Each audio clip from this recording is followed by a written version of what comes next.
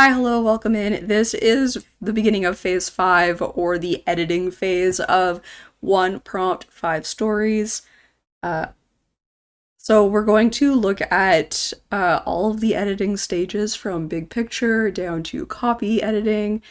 But if you've been following along, you know that the first thing we have to do is a giant rewrite of POV, because it would not make any sense to go through and fix things when we know the entire thing needs a rewrite.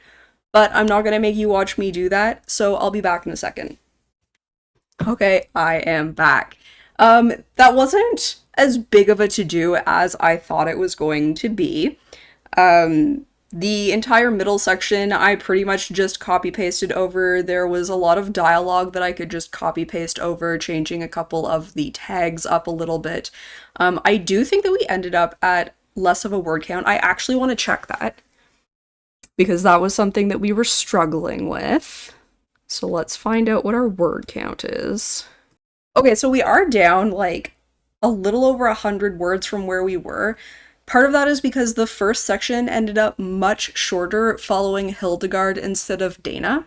I think this is good. I think it's good that the setup is shorter. I think there were some good lines that we ended up cutting out, and maybe I'll show you my darling's graveyard at the end. Maybe this is when I start my darling's graveyard, because some of the some of my favorite quotes have already been cut during this rewrite. Um, Overall, not a whole lot changed through the rewrite.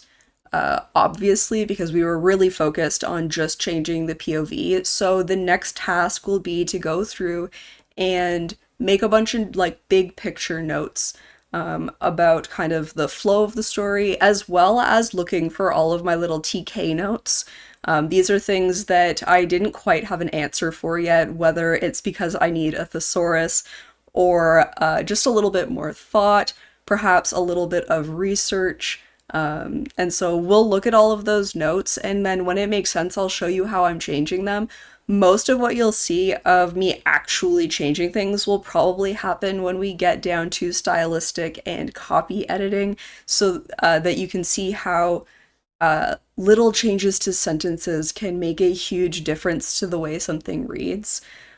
As with the writing portion of this, I will not show you the whole piece, but I will be willing to show you kind of like passages and the ways that I'm changing them. I do think that's all I'm going to do for today. I have some notes just through the writing and rewriting process, but I want to do a full read through, and then you also get to hear the thoughts that are coming out of my face while I'm doing it. So yeah, I think I'm just going to see you tomorrow. Alright, here we are with the kind of second session of editing.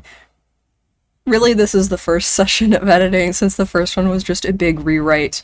This one we're going to actually look at some of the things that I'm doing, kind of the notes that I'm taking. That's going to be the first thing we do, is just read through the whole thing, take any big picture notes. So big picture is, you know, content is really what it means. It means noticing where description is too much, is too little, paying attention to things like pacing, you know, is the character clear, is the stakes clear, is there a clear conflict, all of those like large story elements rather than any of the specific words. That doesn't mean that we won't, you know, get caught up in the words a little bit, or notice where those words aren't fulfilling those big picture pieces, but we're not looking at style and proper grammar yet. The way that I like to do this, and the way that I suggest others do it when they're not really sure where to start, is to just take notes first.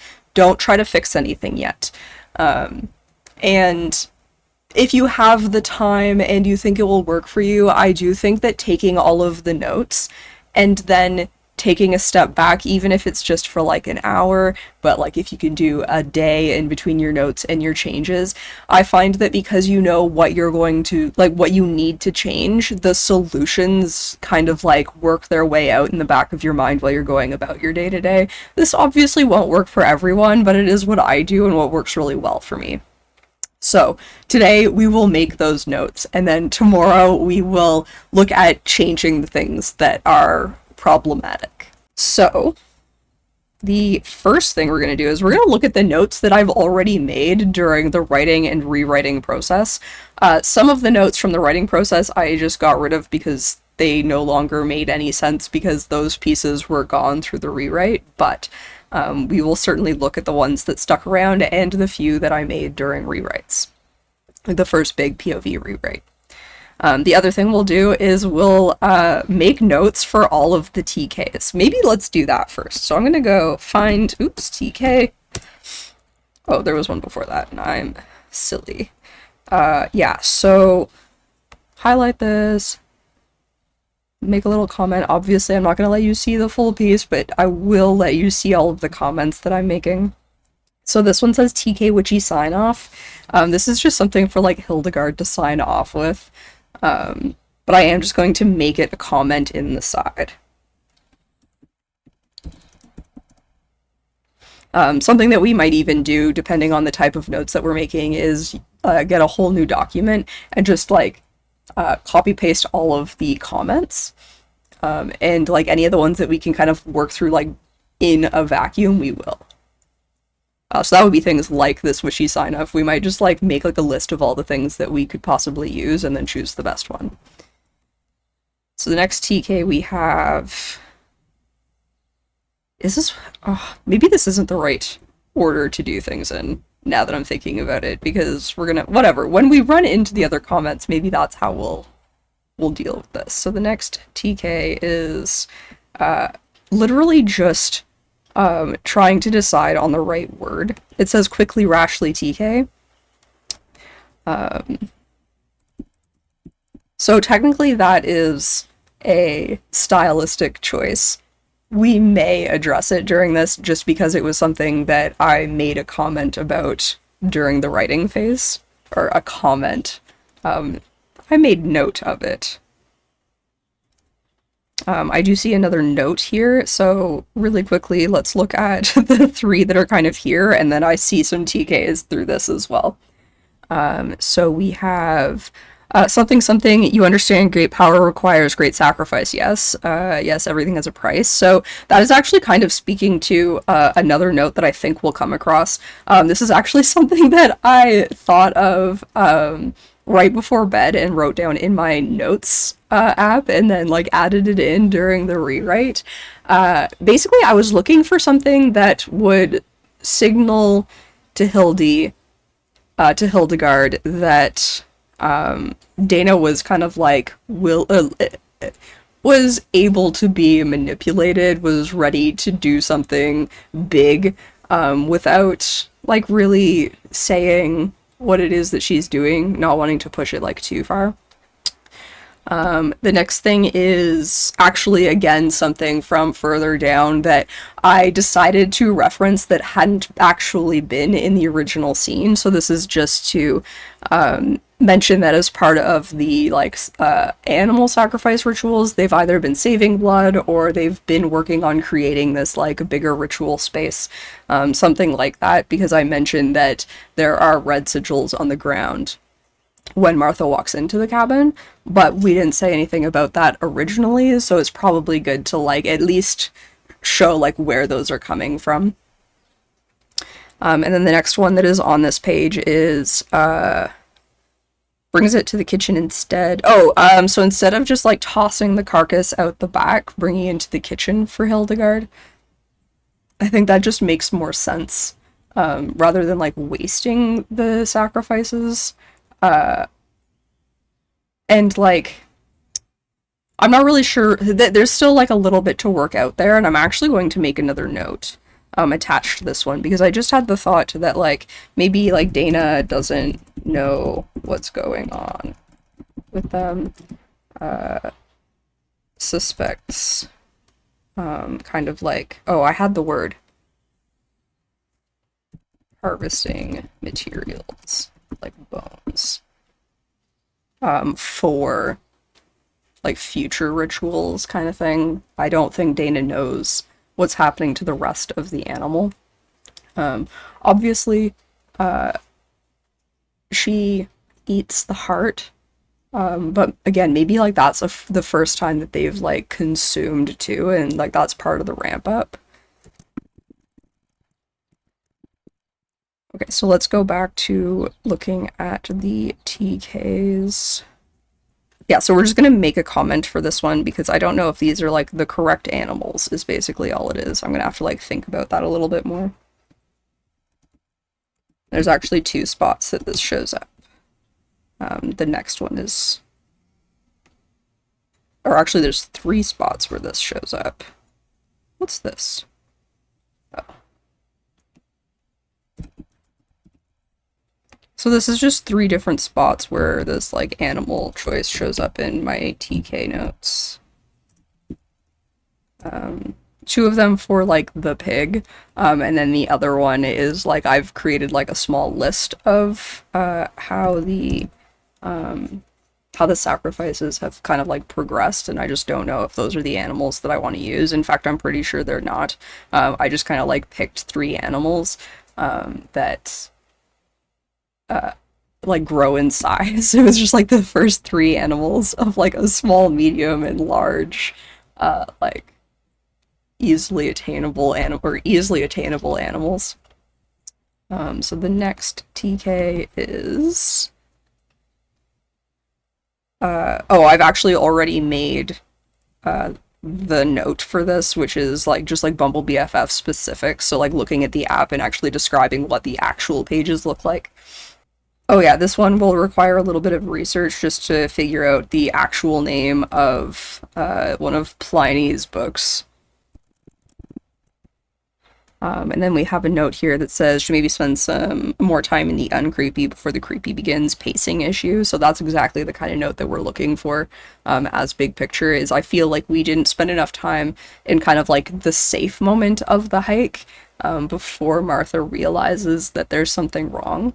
Now, I don't know if that will actually be an issue, but it is something that I want to pay attention to. I'm not really sure what this one is. I wonder if I just mean like I think this might be a word choice thing. So it says rune, but I wonder if like sigil would be better or just like markings or something like that. The next TK is literally TK something. Oh, and we've already made a note on this. So the note says, miss the hoot of an owl during the day. Make sure to revisit the lists during revision. So we made those lists when we were doing outlining that had like all of the creepy things that Martha might notice. And while I was writing it, I wanted like a third thing. I don't even want to talk about it. If you know, you know. We don't need to talk about lists of three. But like I knew that like it needed to be like the crows, the raven, and something else, and something that kind of like builds on it even. And while I was doing my rewrite, I realized that we had missed the owl hooting, and so obviously birds. Maybe we need to throw birds into some like the other sections a little bit. Because they are so big in this middle section. That's maybe, I'm gonna throw it in here.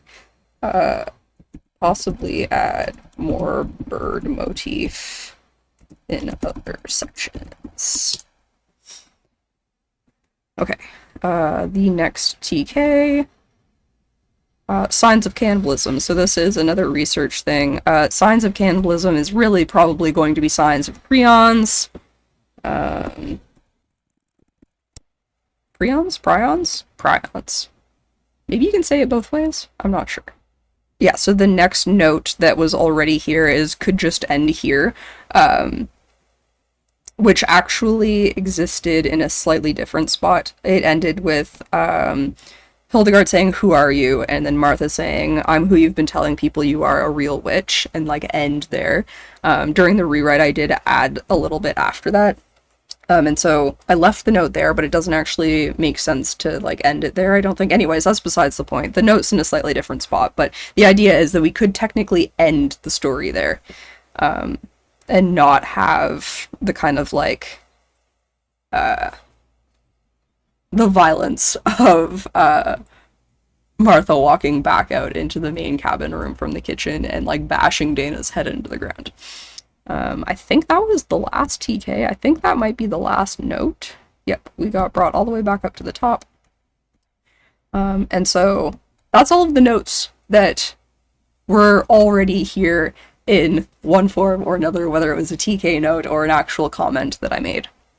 Okay, so I'm not going to read it out loud because the whole point is to not have the whole story somewhere. But I will. I'm going to make a, make a quick note here that is, show multiple messages of multiple. This does add to the word count, but I think it characterizes and hints at Hildegard's kind of motives, perhaps, without really getting into it. But people might start to think, like, why is she looking for so many apprentices? Why is she responding to all of them instead of just the best one? Like, that kind of thing. I think there are a lot of, like, I think there are certainly, maybe not a lot of, but I think there are other ways that people might assume the twist is gonna go. This is also kind of stylistic, but I'm gonna make the note anyways that, I mention not only that Hildegard has got a cup of chamomile tea for Dana, but that it's to calm her nerves, and I just don't know if we need to say that 2 times, especially in a short story. So I made the note, create a more unique or specific voice for Dana, because I feel like she isn't, she kind of talks like, but both like a generic person and like a couple of different people through the way that she talks, and I think it will be particularly important that she is specific, because I kind of want to see her like mask drop at like near the end. This is also a stylistic note, but I said this whole sentence is kind of awkward. Like, I can picture what I want other people to picture in my head, but I don't feel like this actually gets it across. There was a word that I was trying to think of while I was writing this, and I didn't bother making a note about it because I thought that that, like, worked well. But it says meditation on the teachings, and what I was actually looking for was personal gnosis. I don't know that that is, like, right to use, because I feel like most people wouldn't understand what that means. But because my brain wanted it, I'm going to put it in. I'm just moving that note that we made to a more appropriate spot now that we've read through and found it. I don't know if we need this. Again, it adds to the word count, so we'll have to see if it makes sense. But it might also help with some pacing, just some specifics about the people that she is swiping left on. I never spell that word right the first time. Sometimes I do, and I get very excited.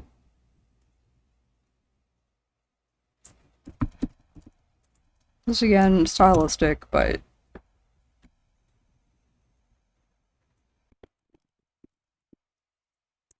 so this is in reference to another note where I say that we don't spend enough time in the uncreepy, but I do say that she has her first worry like right off the bat. So maybe we're just never in the uncreepy. Maybe the uncreepy is like everything that we kind of don't see leading up to going to the hike. And then like once she's there, alarm bells are already starting to go off. Sometimes you don't realize what you're getting into until you're there. And then the second that you're there, you're like, have I made mistakes coming up until this point? Because in theory, like, your first meeting with a person, it's kind of, like, scary to go on a secluded hike with them. But for whatever reason, Martha didn't worry about this. But then, like, maybe, she's, like, immediately like, oh, I've made some choices, you know? But she also kind of puts it off as being worried about the hike itself and not being worried about Dana, which is kind of like allowing us to ramp up the uncreepy. So like maybe we still need to spend some time in the uncreepy. We'll see. We'll see how I feel about pacing in a little bit.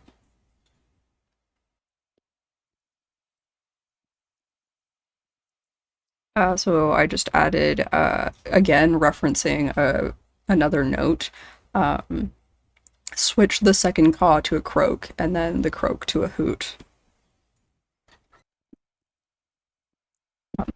In my mind, it was cool to use fire bushes for the way that they stand out, but I don't think that's actually a good idea, so we'll probably research a name of a common bush in a birch forest.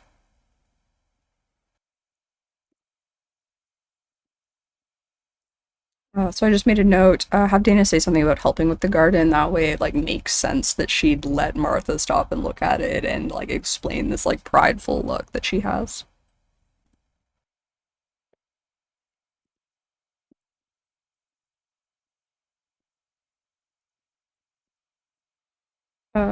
So I just said, at some point much earlier, we should add in something to prove Hildegard's frailty to explain why she needs someone to do the killing for her, because otherwise, um, it doesn't really like make sense why she wouldn't just like kill the apprentices. Okay, so there's one more thing that I think we should do as far as big picture goes. I am going to open a new doc, and we're going to look at structure. I'm going to use just classic roller coaster, if you know, you know.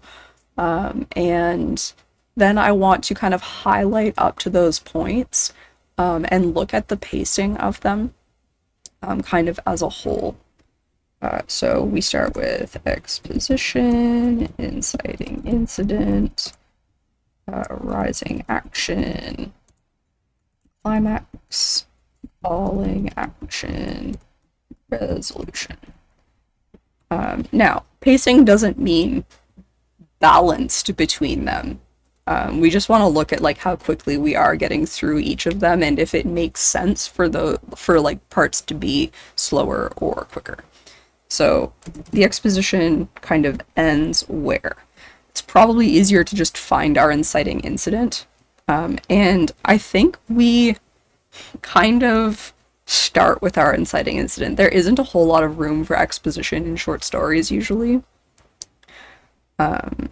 But we could suggest that the meeting is the inciting incident. In fact, we could even suggest that when we get to the point where where Hildegard is like the whole sacrifice, something something sacrifice, which isn't until here. We could suggest that's the inciting incident even, because that's the point where Dana's like on board. I think what I'd like to do is say that that's kind of where the inciting incident ends. So exposition is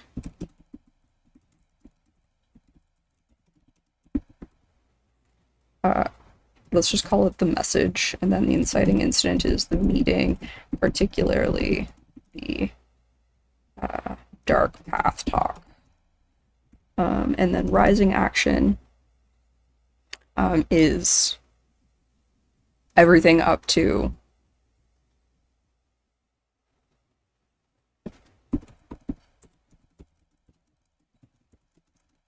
like getting to the cabin.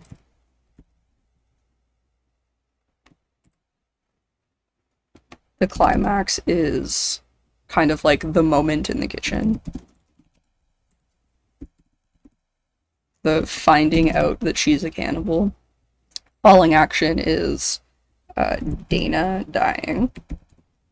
And the resolution is running and collapsing.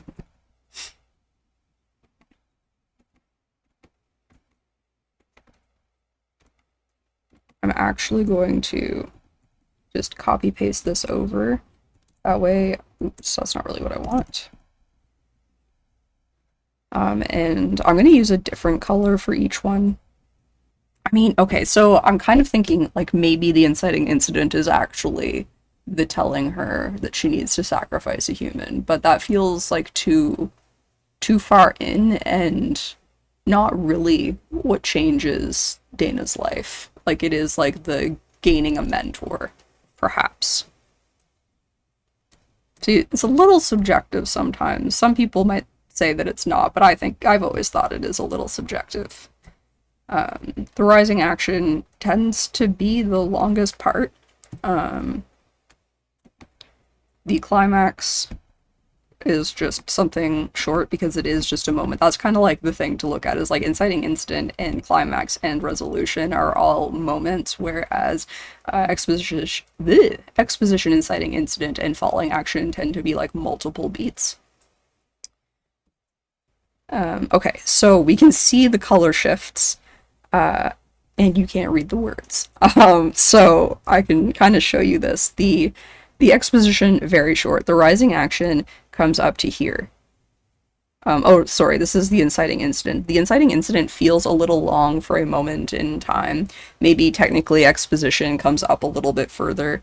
And I think maybe those are like pretty even chunks. And we've got a lot of yellow, which makes sense. That's the bulk of the story generally. That is, you know, everything leading up to the win usually. The point in the story where the story or where the character gets what they've been working toward or gets what they need even if it's not what they wanted. And then we have two relatively even sections of climax and falling action, and then a very short resolution, which again makes a lot of sense. Dragging on the end, especially in a short story, is a bad idea. So I think I'm pretty happy with the length of each section. Obviously, there are going to be some changes to that as we add in a couple of the things, as we flesh out a couple of things. I think we might want to tighten up the rising action a bit. It maybe does drag on just a little too long. But at the same time, it's possible that the inciting incident is different than I think it is. It's possible that the inciting incident is actually the, like, now you must sacrifice a human, which actually brings things down quite far. I think it brings it down to here, which would make all of that orange. But I also think that if that's the case, then exposition is actually a much larger section as well. So maybe the pacing isn't as off as I think it is. I feel like it's paced well. And again, like, this is kind of a subjective thing. Everything about editing is subjective, really. Maybe not when you get to, like, copy editing, where you are looking at grammar, but even so, there are times when you break the rules because it works better.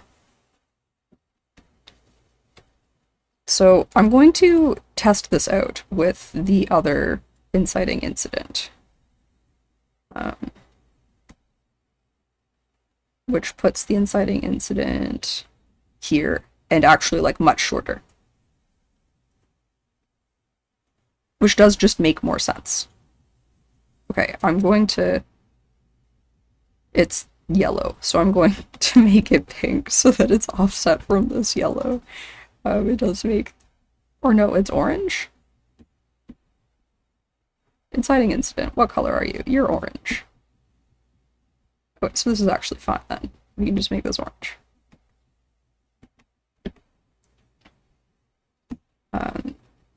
Which then actually makes all of this. How did I manage to mess up these colors? Did I mess up these colors? So that makes all of this yet red? That doesn't feel right.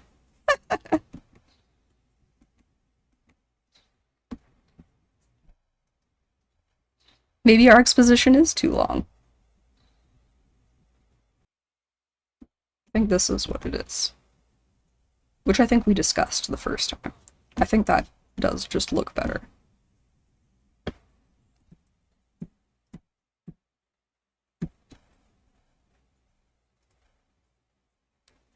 Definitely made the exposition longer.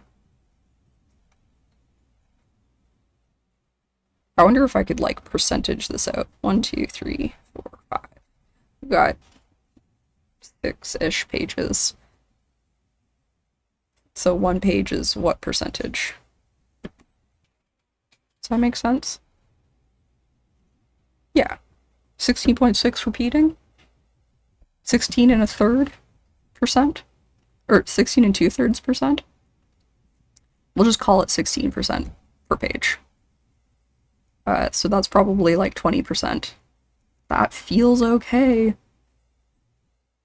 That's probably about 16%. And then that's 1, 2, a little more than that. So that's, I don't know, like 35% for rising action. And then like 15% left over for falling, or for climax falling. And yeah, I think that makes sense. And I think it makes sense that the inciting incident is kind of like Dana signing on for the dark path. And since this is kind of like, that's actually another thing that we should look at, is this is split into like 6 sections. So let's also look at that and how long each of those sections are, because those kind of like line up too, right? So that's the first one, and then the second one. Oh. Can I figure out highlighter from here? Okay, cool. I just picked a color. So that's the first 2 sections, and then we've got, because it's set up into like Hildegard, Hildegard, Dana, Dana, Martha, Martha. Except Martha isn't actually 2 sections. Martha's is just 1 section. It just kind of happens in 2 places. It's 1, and that's 2.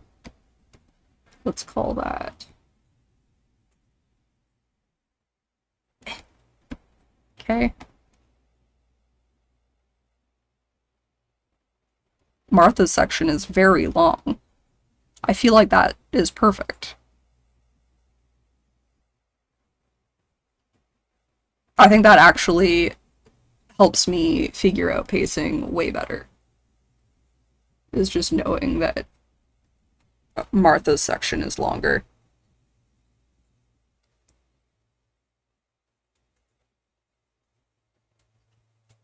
Because Martha's section really feels like the rising action of the whole thing, right? There is some before that. The second half of Dana's is definitely rising action. Where we put the inciting incident does change things up a little bit, but seeing this, Hildegard and Dana being like pretty even, and then Martha's section being like the longest section, basically half of the story, I think makes a lot of sense in like the grand scheme of pacing. There is like another part of pacing that is a little bit smaller picture, and it is just like how the words exist on the page and like how the reader experiences those words, but actual length, like actual number of words does affect things.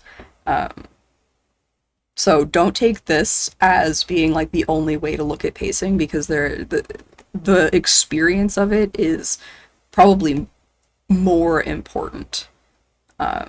This just gives me a good idea of like how much of the page we're spending in each part of the story. Within those pieces, pacing also has to be correct. Not balanced, but correct. So I'm happy. I'm just gonna get rid of these scary colors for myself. I'm happy with that. It doesn't mean that we won't have to look at pacing again once we've kind of added in a couple of things from the things. I'm going to stay in here, and I'm actually going to get rid of this because I'm just going to use this document. That was really just for like visualization. I'm going to use this document to copy over just the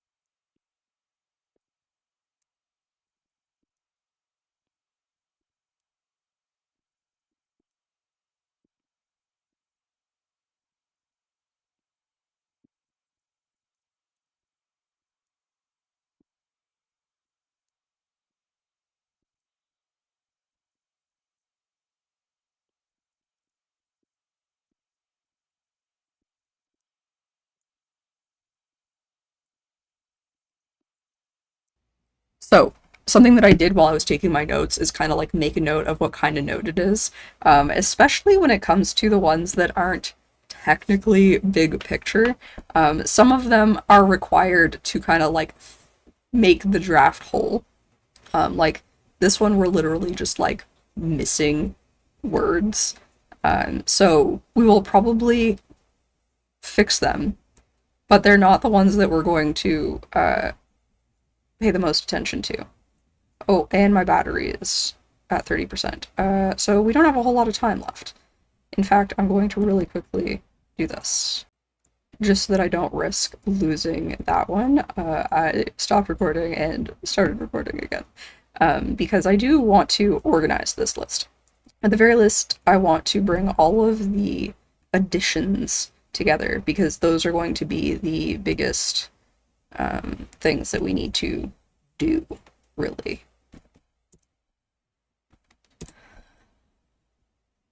Because those require like extra writing. We can't do stylistic and copy editing until everything is written, which is also why some of these word choice things are important at this point.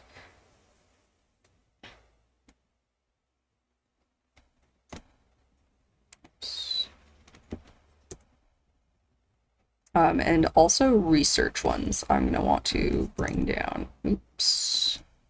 Let's do that. Oh my gosh. Well, I lost my thing because everything got darker because of battery saver. This is research.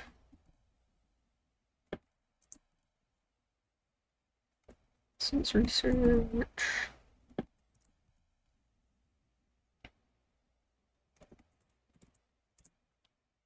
Let's bring this to here. This is rewrite.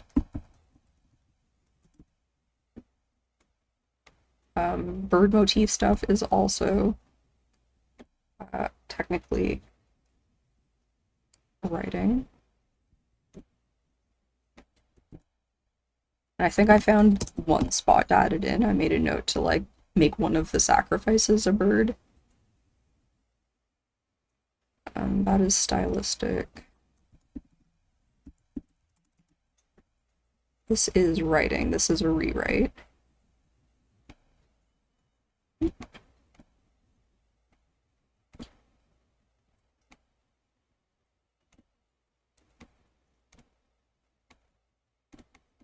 This is up here. Excuse me. This goes up here. That one we're really not going to get to. It's just like one of those things where like if I'm taking notes, any note that comes to mind, I'm going to put it down. Otherwise, I'm going to keep thinking about it. It's going to distract me from all the other notes that I want to take. And then this final one, assess pacing around creepy versus uncreepy.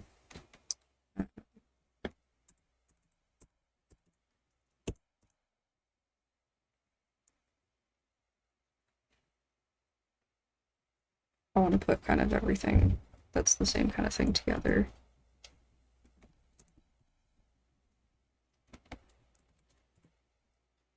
Asses.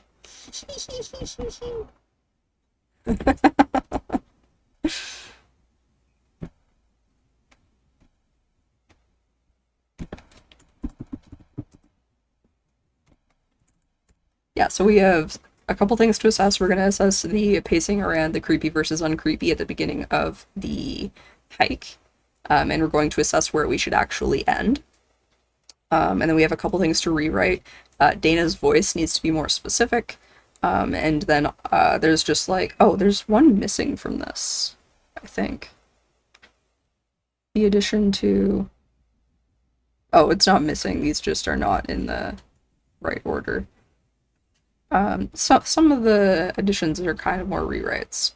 But we have a lot to do there. We've got some research stuff to do. And then we have maybe adding in this bird motif. I don't know. I don't know about it yet. That's going to be a thing that we try and see if it really matters. I'm going to keep the caw, croak, and hoot because they just make sense.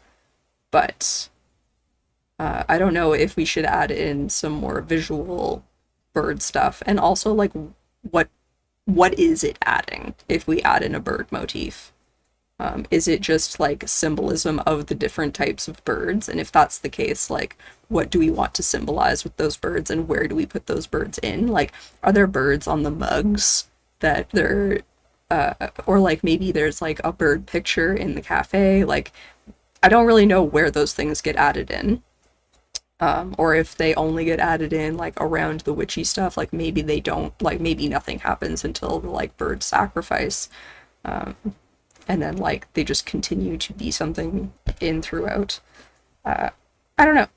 That's something to let sit in the back of my mind because we're not going to do any of these yet.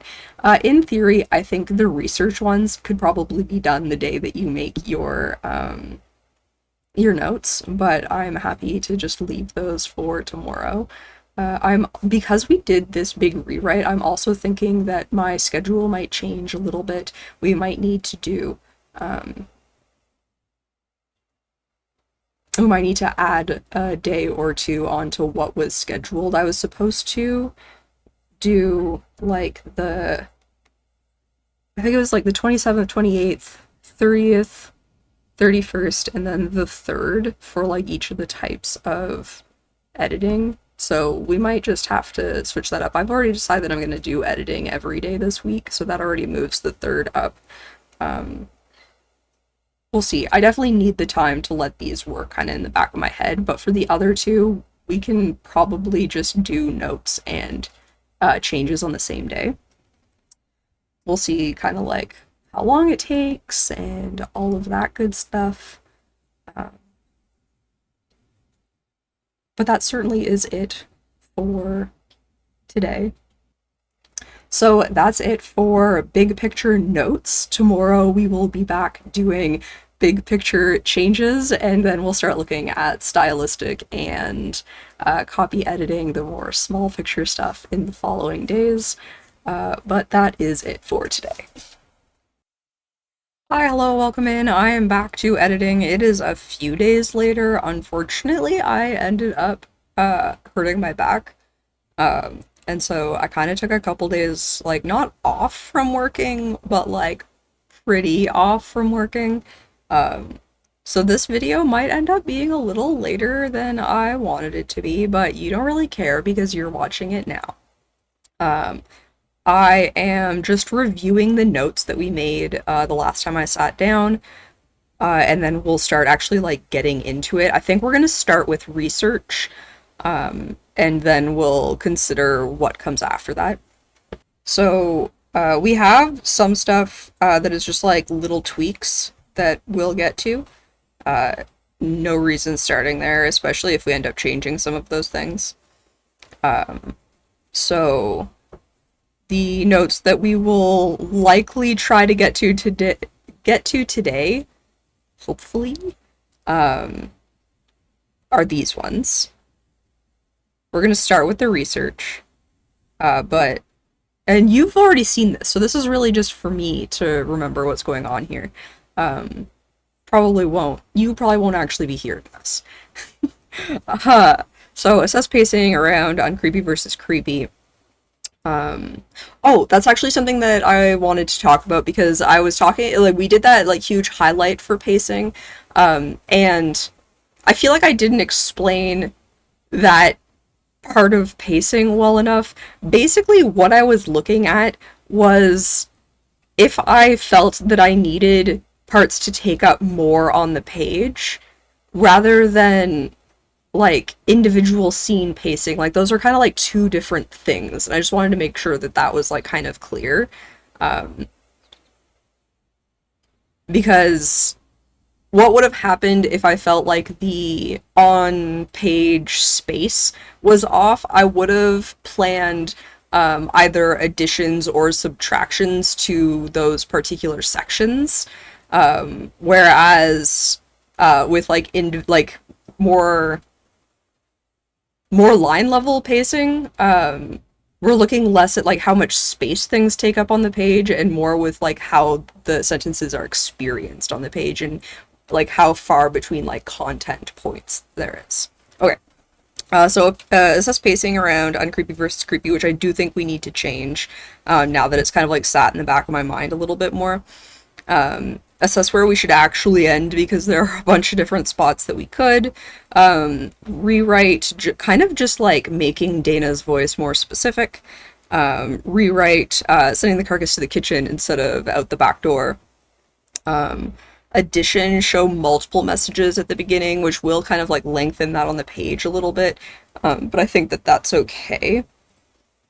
Addition, this is a very small addition to the cafe scene, which is just something you understand great power requires great sacrifice. Yes, yes, everything has a price. Addition, during the ritual, again, very short, just like maybe one sentence mentioning that like they're keeping the blood or using the blood to draw or something like that, like on the ground, because that comes up later. So just for that like continuity.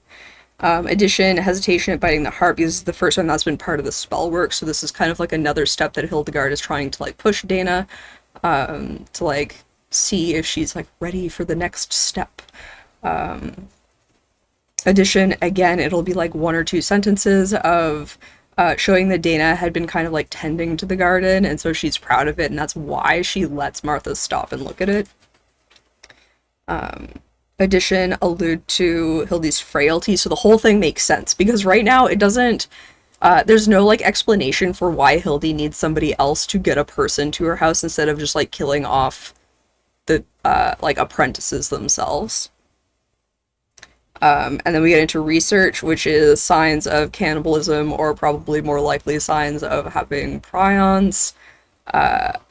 Research bush types in birch forests, because I don't think fire bushes actually make any sense.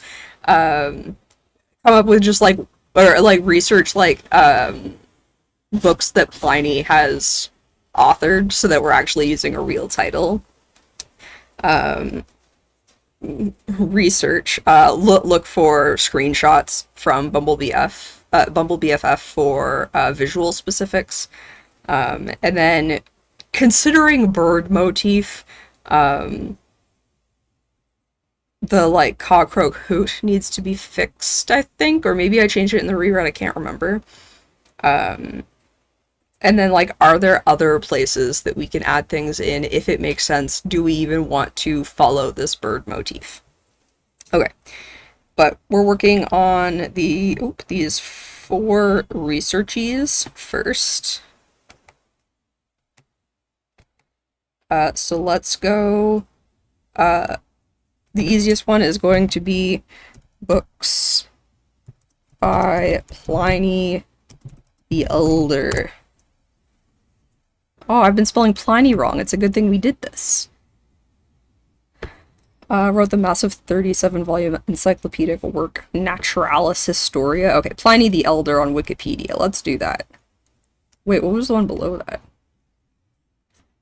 Oh, wait, I can actually see some of them on Project Gutenberg. That's pretty cool. Okay, I think doing the natural history of Pliny, one of the volumes, and not being volume 1 is probably pretty good. The Boys and Girls Pliny? What is that?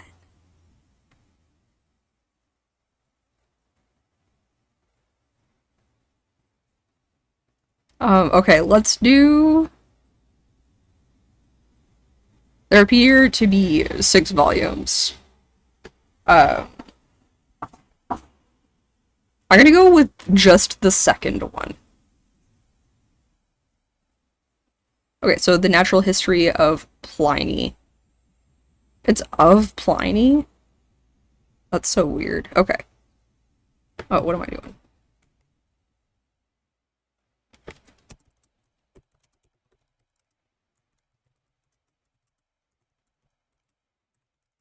Volume 2. Oh, I keep trying to pick a different window, but that's not what we actually need. Okay, the next thing. I don't want you to see my recent searches. That's embarrassing. Sometimes I second guess myself, okay?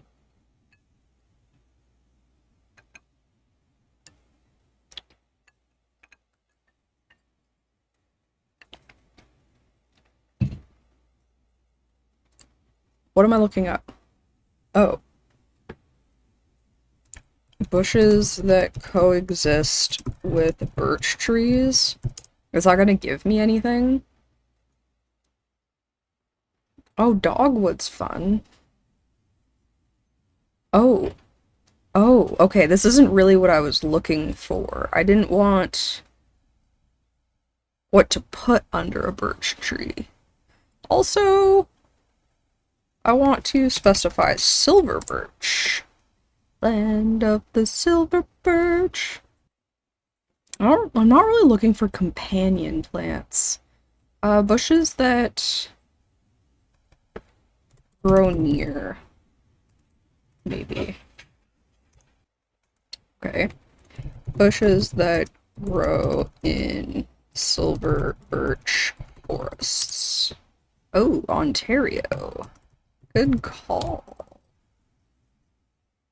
It does just keep sending me companion plants. Maybe I just have to use the stupid AI. Oh, gardening with native shrubs. Maybe that's helpful. I'm not really looking for the garden. What if I... That's much more helpful. Okay. Now it's just telling me shit about birches.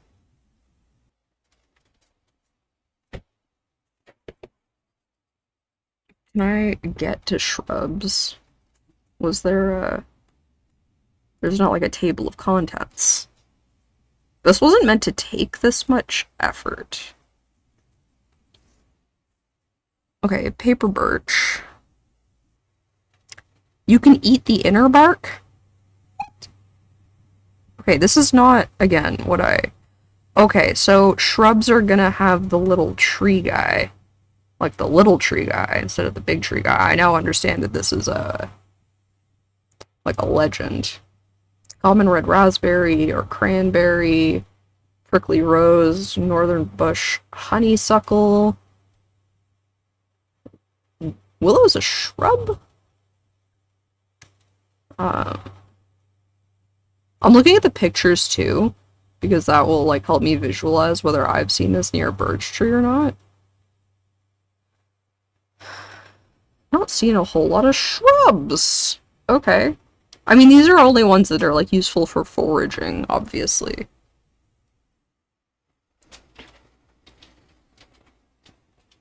Maybe I go with the honeysuckle. Suppose prickly rose would kind of like stand out, but we don't really want it to stand out too much. Yeah, I think I'm gonna go with a honeysuckle. Ugh, but that's gonna sound silly, I think.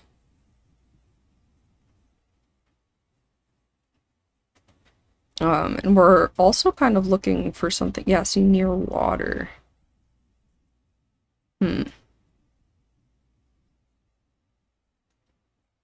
This wasn't super helpful. Do I have to specify a bush? Can I just say bush? Okay, well...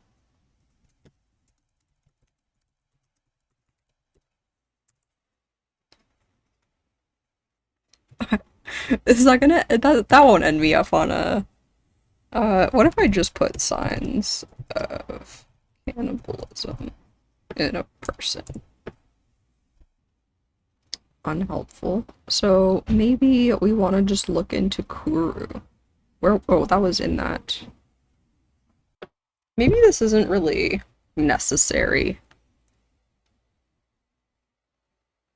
I think rather than like a medical issue, I do just kind of want like things that Martha might pick up on.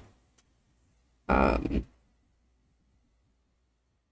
and maybe we throw in the trembling, but that's actually just part of her frailty, but maybe we leave it kind of like ambiguous.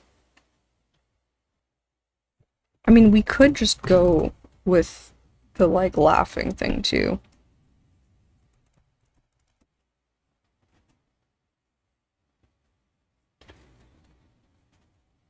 Um, and like maybe it's not like specifically cannibalism that she sees, but maybe like she notices like dried blood under fingertips. Especially since like we talk about like seeing the hands, so like they could be like trembling, blood-stained hands or like whatever. Maybe just one sudden giggle. Okay. Can I get just screenshots, or do I need to go get my phone? I'm pretty sure like that whole BFF thing isn't there. I think I might have to get my phone because these screenshots aren't recognizable to me. Alright, let's go find out what specifics I need. I think it's really just the match screen, which means I have to go match with somebody. It says your friends. And then there's gotta be something else that I need Bumble specifics for. Yeah, let's send a message. It's fine. Yeah, okay. And I'm gonna say screenshots on phone. Okay, that's research complete.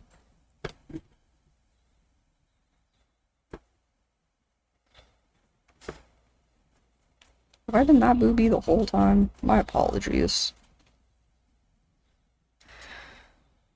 Okay, so what's next? Some additions and some susses and some rewrites. Okay, how do I make Dana's voice more specific? I think maybe we find every time that Dana speaks. Let's make them... I don't like burning my retinas out. Let's go with this orange. Yeah, that's different enough from the yellow.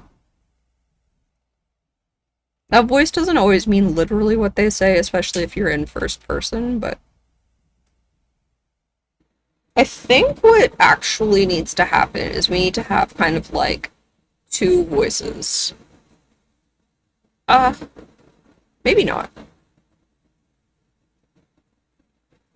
There needs to be like a nervous overconfidence. And this might not come through in the language a lot, but I think there are some points where we could make it more apparent.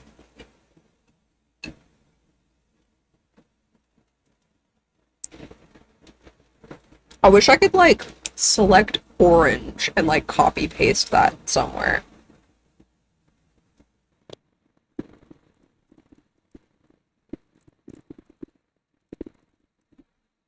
I think this is the line that is like tripped me up the most too. Is where she kind of like says she doesn't know a whole lot. I think it would be better if she was like, I've learned what I can, and so I'm confident in the basics, but I need someone to teach me more, or something like that.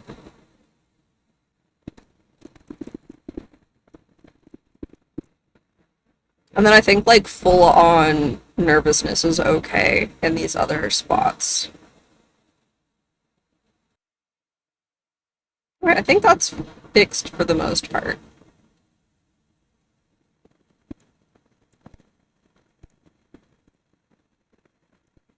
Okay. Held as frailty. I think the best way to, like, nod to that early on is, like, showing her like struggling in the first scene, in this first teeny tiny little scene.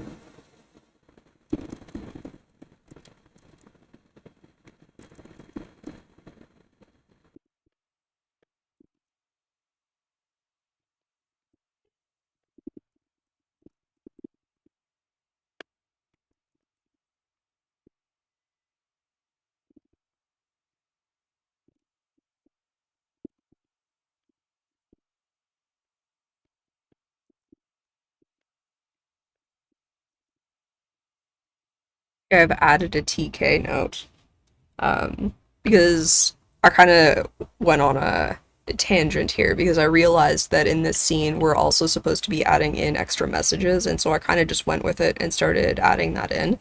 But I thought it'd be funny to have like the second one be like a spam message.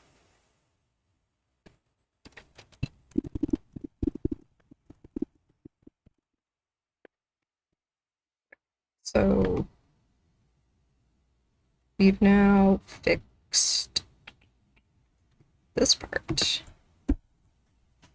and also this part.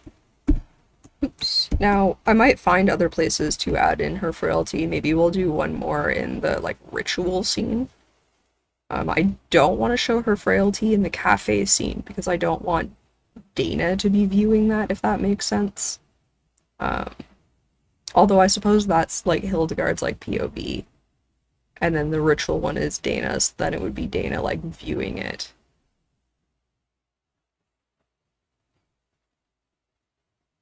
Okay, so again, we're only going to show this in Hildegard's POV now that I'm really thinking about it, so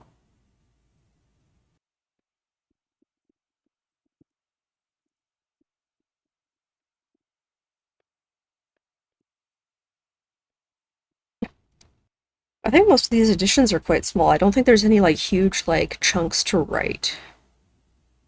It's kind of just like a sentence here or there. Okay, witchy sign off we haven't done because it's kind of in like the top bit. Okay. I don't know if I have these in order. This one I believe comes first. Which is gonna come after kind of where she talks about being on the less pretty paths.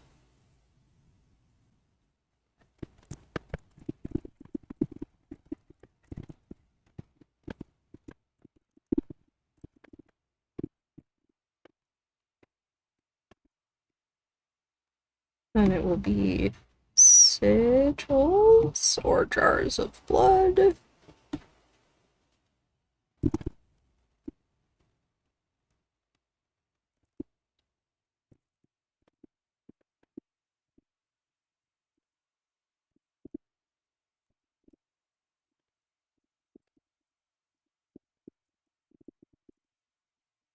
Does blood separate as it sits?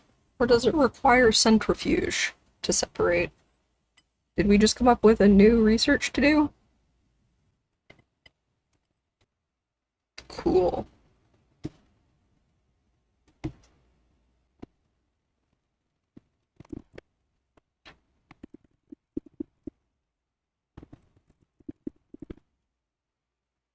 We'll probably have to fix that sentence in, like, copy editing, but we got the idea in there for sure.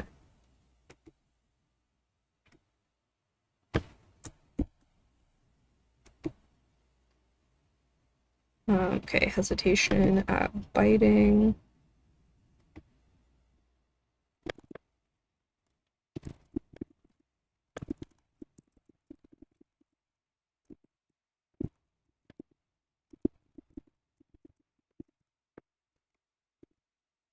I really liked that sentence, so I tried to fix this without getting rid of it. We'll see if that sticks.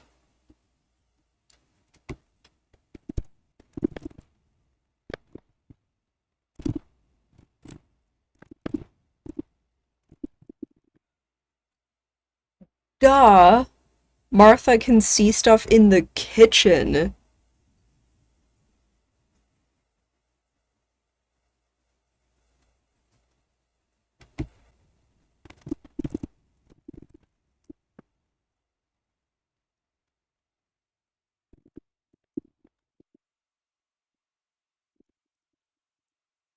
Why is this?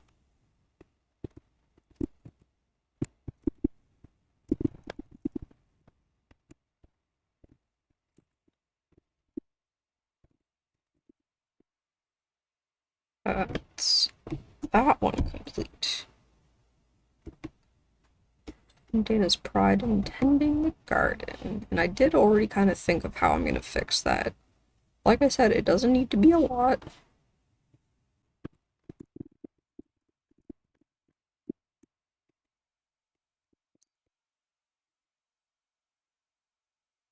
Okay, so this is going to be a bit of a longer rewrite. This is an assessment of the ending.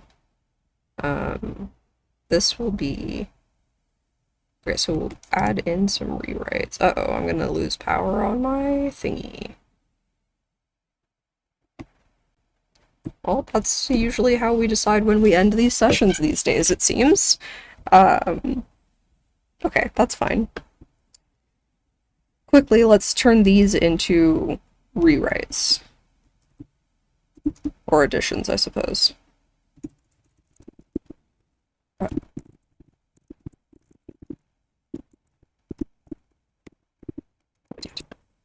Ouch.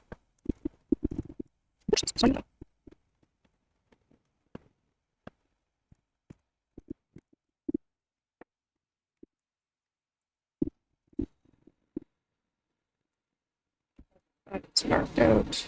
All of this is no longer highlighted. I'm also going to unhighlight this, actually.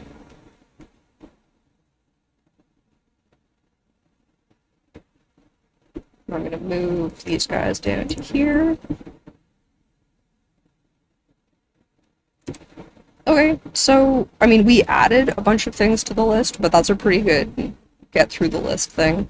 Some of these I might just go through and do, because they're little tiny changes, but, like, you kind of get the idea of, like, what I'm doing here. We're not done big picture editing yet. We'll kind of, like, fix all these, and then I think what I'm going to do is I'm just going to run through everything at the side, make sure I've gotten all of the TKs, and then we'll do one last read-through, to make sure that we haven't introduced any new pacing content errors, and then we'll move on to stylistic and then copy editing. In fact, some of these I think I can fix before we lose it. Let me do a cheeky stop and start recording, though, just in case my computer does die on me. I'm not sure what I mean by specific here. Book title. Oh, I want to just copy that title.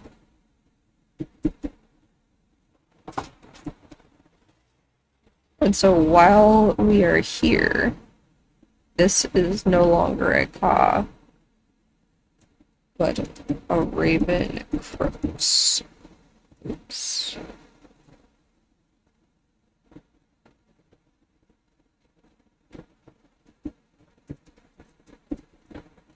And now hoots. Though the sun is still high in the sky. Sure. Again, stylistic may fix that, or maybe that's just fine. And then here, we're just gonna get rid of fire. So that's this and this done, as well as this.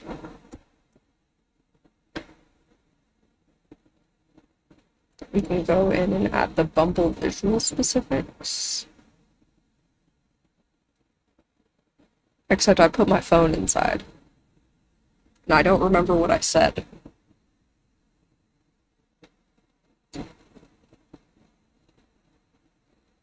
I sucked in an ice cube. Okay, we'll come back to Bumble specifics when I have my phone.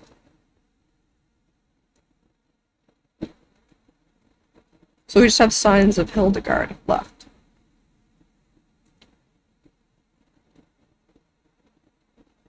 Because the assessments need to be done as part of a read-through. Okay.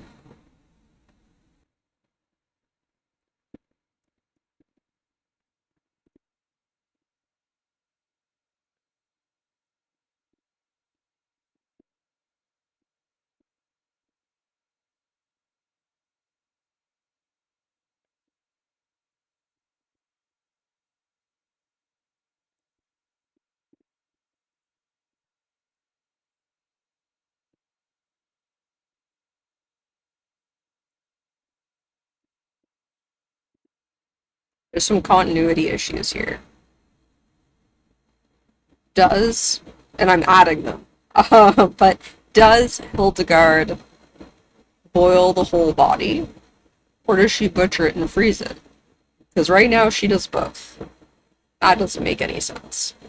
I think butchering it and freezing it's better. But then we don't have the cauldron the size of a body. So we gotta come back to this. Maybe she used to.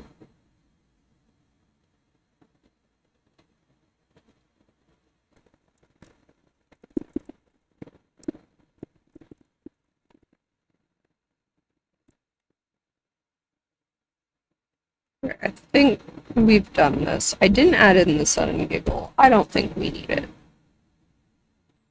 This I need my phone for. This is also kind of an assessment. Okay. Yeah, so the 3 assessment things we'll go through the next time I sit down. Yeah, this phase might take a little longer because I kind of missed 2 days. We'll see how that goes. But that is certainly it for today. I will see you probably not tomorrow, but the next day. But you'll see me in a second. Hi, we are back with editing. We have a couple things from the first list to kind of figure out. And then my plan is to go through all of the notes, which will include, all of the comments, which will include a bunch of the changes that we've made. And then I just want to get rolling with some stylistic stuff. So looking at, like, rather than content, kind of the way the content is presented. And yeah, I really would just like to get as much of this done as I can because we are running a little behind on the schedule that I had set up. So, which is fine. I don't mind pushing the schedule a little bit if I have to, but ideally I won't.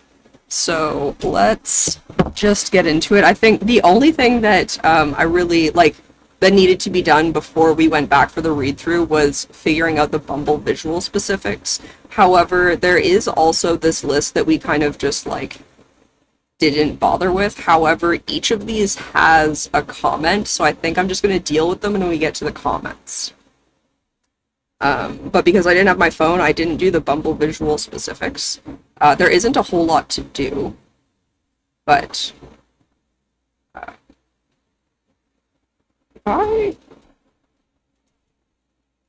I didn't actually use that. Okay, what about... Oh my gosh. There's a lot of message. Okay.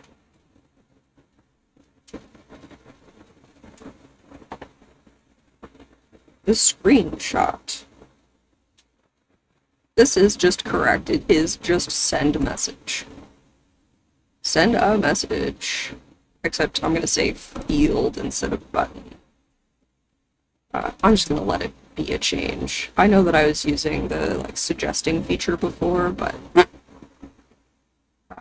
this needs to change to your friends.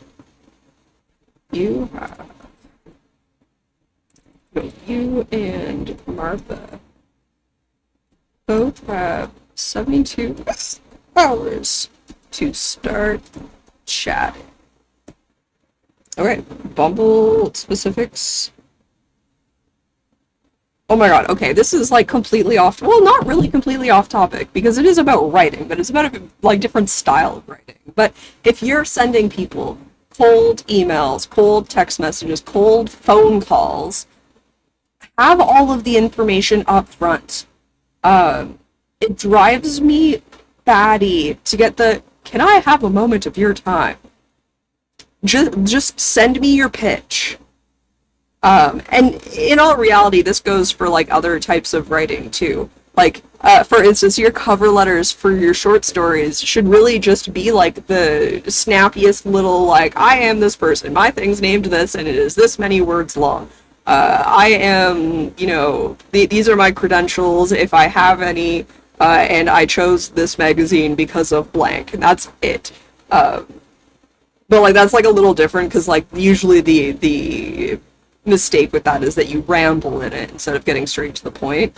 But like it's kind of like two ends of the same issue is like get to the point and like hand me the point. Anyways. So that means we can cross this bad boy off, which is like this, no, like this, like this. Right, and then we're going to get to those through the read-through, and we'll do those as part of the read-through as well. I still don't know about this bird motif idea. I think I might add it into the sacrifice, but I don't think I'm going to worry about it being a thing throughout. Okay.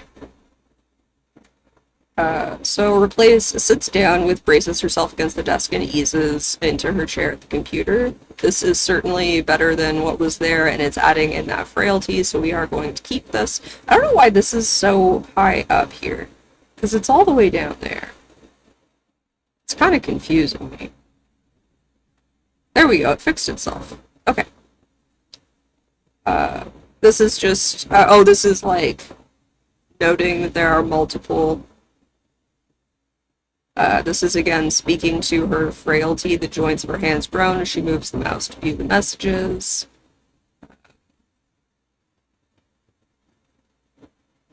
Okay, so there is like a TK in here. We are supposed to add in some sort of, you know what? Since I just had this rant, how do I how do I write a terrible cold call into here? Because it is going to be like somebody like trying to, like, it's not somebody who's seen the ad. Should it just be somebody trying, because she's elderly? Oh, this actually adds into the, like, her age and why she needs somebody to do the stuff. Oh, that's actually so smart and good.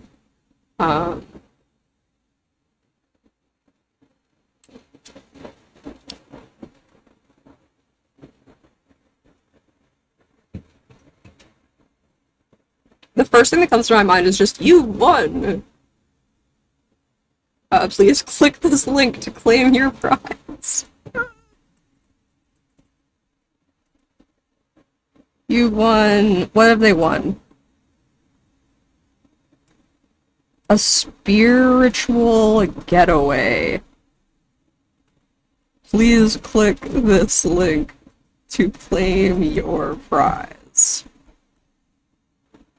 Hildegard ignores this one. Deletes this one. Okay, cool. Yes, and we've done both of those things. And then this is just adding in, which leaves the last message for later and responds quickly to this overzealous suitor. Yeah. Okay, this is one of the things that we didn't deal with before, is some sort of witchy sign-off. The obvious one is like, blessed be. The obvious one for somebody that's not Hildegard is like love and light.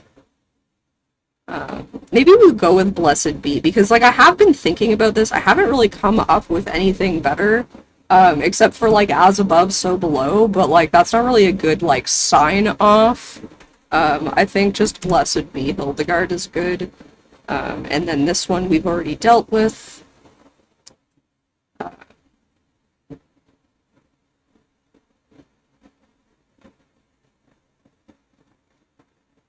Oh, this is just adding like another like like subtle nod, taking a careful step up.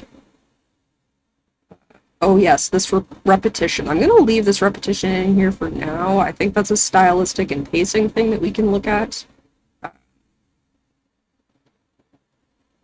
And then this is changed, but like didn't have a thing. Her nervous confidence needs to come in here. She should speak more to what she doesn't know than does. I agree with this. I've learned what I can without a real practitioner. I'm confident in the basics. Okay, yeah, so what about something like, well, I'm very new to this whole thing, but I've been teaching myself what I can and feel I've reached my limit without a more experienced practitioner. I have a strong handle on the basics. We need to move that because otherwise the next part doesn't make sense. What the fuck? Oh, I've disconnected for some reason. Please? I just have no internet. Okay, I'm back, I guess. That was annoying. That was the longest that's ever lasted before. Teaching myself what I can. I have a strong handle on the basics. But I feel I've reached my limit without a more experienced practitioner. That's why I'm so glad I saw your ad. Okay, cool.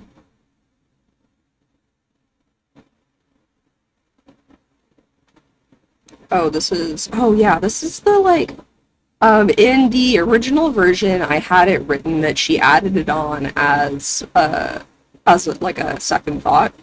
But because this is now Hildegard's POV, that doesn't really make sense. So we have to figure out a way that like Hildegard would notice that that's what she's doing. And just get rid of this as she straightens in her seat. You know, kind of like, because it says that she's like fiddling with her pendant. And then she goes, oh, like, kind of like, oh my gosh, like, I should not be like so, you know, lackadaisical about this. I should, you know, and also like, this is a good question, and like, I should be showing that like I actually like care or whatever. This whole sentence is kind of awkward. I think if I just change swings to bobs, or like gently bobs while crossed over the other. I don't know if we like need it there. That will come next because that is more stylistic. Something something you understand, great power. We have added that in, yes. Which is this one. Oh, the animal choice. We now have at least some thought to this because one of these is going to be a bird.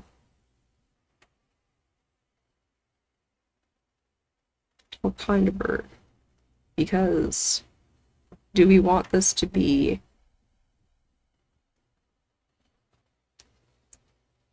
do we want it to be like the first thing, the small thing?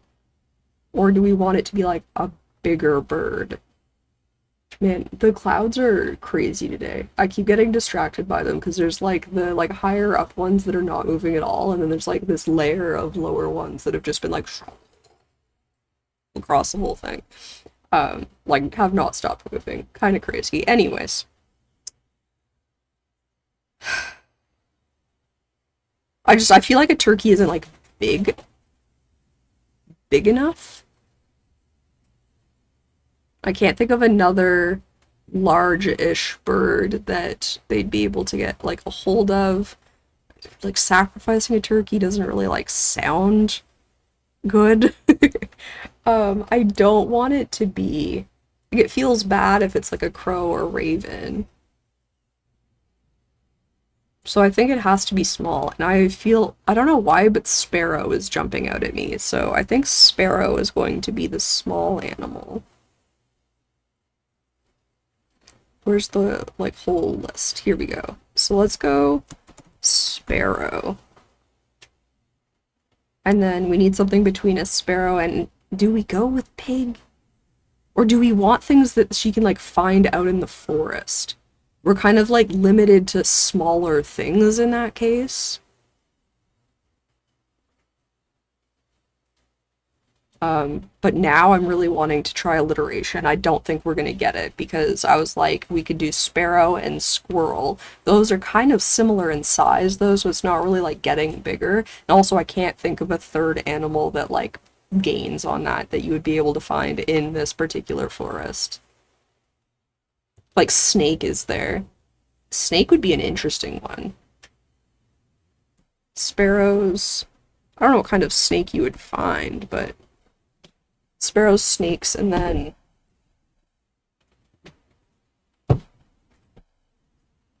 yeah, because like salamander, like what's like the biggest thing that they would easily subdue? Like I'm thinking like raccoon, which was in the list already. I mean, I guess it could be a deer. Because you're not finding wild pigs around here. And this is obviously like set up like at least in a place that I'm like familiar with the fauna and flora. Deer maybe makes sense. It also is like another edible animal. Not that like you can't eat squirrels. Well, people do eat squirrels. But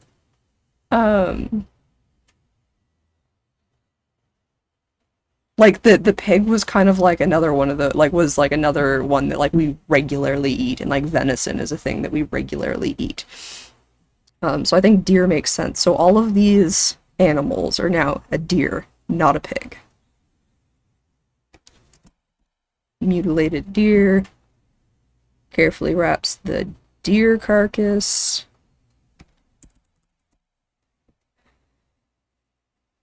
I think that's all the animal. If we come to another one, we'll fix it. The next thing is she has blood drawing runes up her arms, which like maybe we'll keep, but we have added in the jar thing. Some are clearly fresh. Okay. An extra filling jars on the shelf next to her. They are various shades of red and brown with distinct layers, and the ones with the darkest color. Candles have melted to the ground, herbs and crystals surround the slaughter. Okay. It's the first time Hildy has asked. Oh, okay.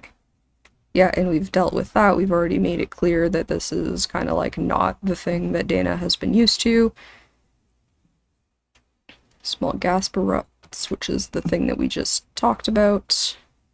Tosses and carefully wraps. Yes. Yeah, this is fixing where the carcass is going. This was just fixing the sentence. It wasn't really, a proper big picture edit, but that's okay. That's fine. Bubble specifics we've done. Oh, specifics about the wrong people we haven't added in. Swiping left after left on... Swiping left after left on... men. With the assumption that they would be more difficult to lead awry. Bar hoppers and clear introverts. Something left after left on men, bar hoppers, and clear introverts. Finally, a happy blonde and cargo shorts. Yeah, okay, cool. Cool. We've done specifics about the wrong people. Possibly unnecessary sentence. This is technically stylistic, but let's take a look at it really quick. The woman kept chatting, yeah, you're right. It is unnecessary. Let's get rid of it. Okay, pacing we're gonna come back to. Should this be more confident?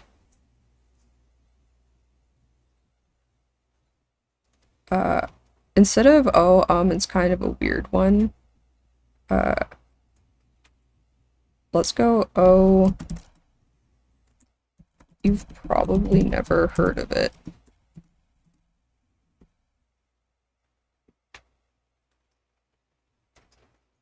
And then let's just say try me. I'm into kind of weird stuff. Fixing the title. Fixing the cause. Okay, so I'm gonna get rid of the maybe the creepy pacing is fine, and just leave the we should kind of look at it. Um, Getting rid of fire from bushes, another bush might be appropriate. We decided to just call it a bush. Nor does she mention, I'm going to change rune to markings.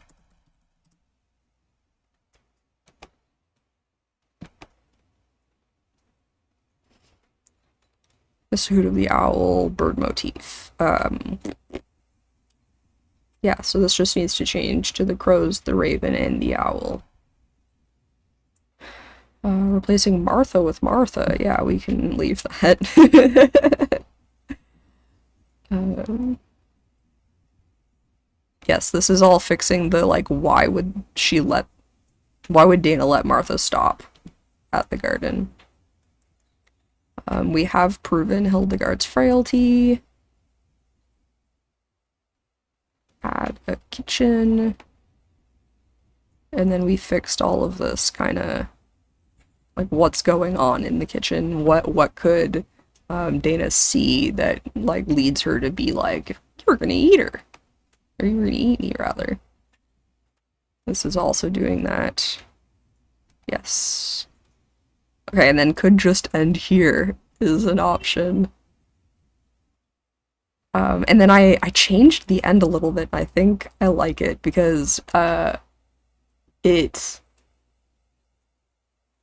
went back to, like, Hildegard's frailty. Because, like, you know, Martha kills Dana, but then how is Hildegard gonna move the body, kind of thing? And so when Dana, because I had already had Dana asking, do you need anything else before I go? And originally Hildegard said no, but I changed that. Okay. I think I just like the end. So then the other thing that I meant to look at is this, like, whether or not we need to sit in the uncreepy first. So we're looking really just at this one section.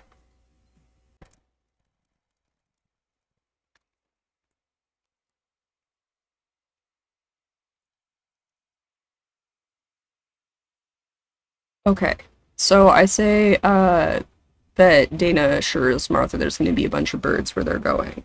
Do I add specificity to the things hanging in the trees having feathers and bird skulls?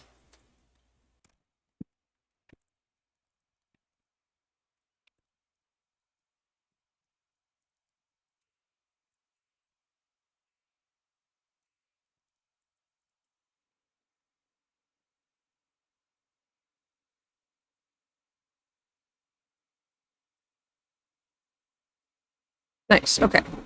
Back to what we were originally doing, but I think that's a good change. I don't think we do need to spend any more time. I think... maybe, because what really needs to happen is if we're going to change this pacing, something needs to be added in. Like, just needs to be added in. There isn't really, like, a way to make it last longer that makes sense. But at the same time, I would like to build maybe a little bit more tension.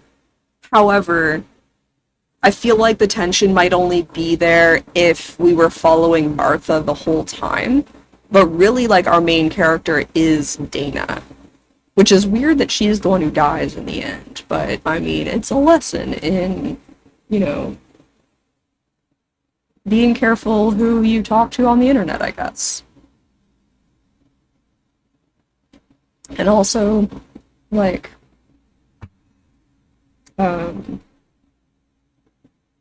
not doing terrible things to gain more power. But yeah, it might make sense to have something more in this paragraph. Or maybe, like, an extra paragraph. Because we kind of go from, like, Dana's walking too fast, and Martha is wanting to, like, enjoy the walk, into, like, things are unsettling. Maybe we just have Martha stop. And then Dana be, like, weirdly urging to, like continue on.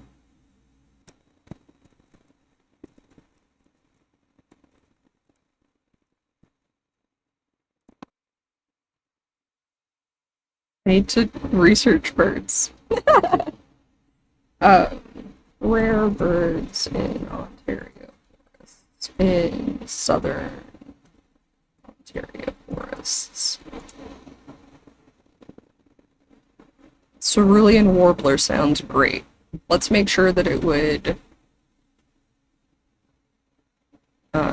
be in the area that we're looking for, though. Deciduous forest with tall trees. Open understory. I can't. Okay, I mean, same thing. Maples, oaks, and hickory. Birch and maples live together. Birch and oaks live together. Hickory might live there. I don't know. I don't know what a hickory tree looks like. But that's fine. I think that's all we needed. Just a little bit. Just a little bit added. Just a little conversation about a particular bird, and Martha realizing that Dana's not really into, like, birding the way that she thought she would be, considering the conversation they'd had before about why they were coming out to this particular forest. And then we get into the, like, caws and croaks and hoots. So I think that's fixed. I don't really understand why or how I did that one. Yes, yes, yes, and yes. Okay. Okay. What else is left here? It's fine. Do we have any? We have one left. Bob. Oh, the tea. What if I just... She doesn't need to tell the barista. Excuse me, could I get a cup of chamomile tea? And then when Dana sits down, I grabbed you a tea. I hope you don't mind. Thought you could use a little something. That way we're not saying chamomile again to calm your nerves. Okay, cool. Fixed it. Let's do a quick search for TKs. There's nothing. And then the other thing is that we've got some stuff, like, just crossed out instead of gotten rid of. Right. I'm curious about word count now that we've added and changed things. We have a problem. Now, it's not really that big of a problem.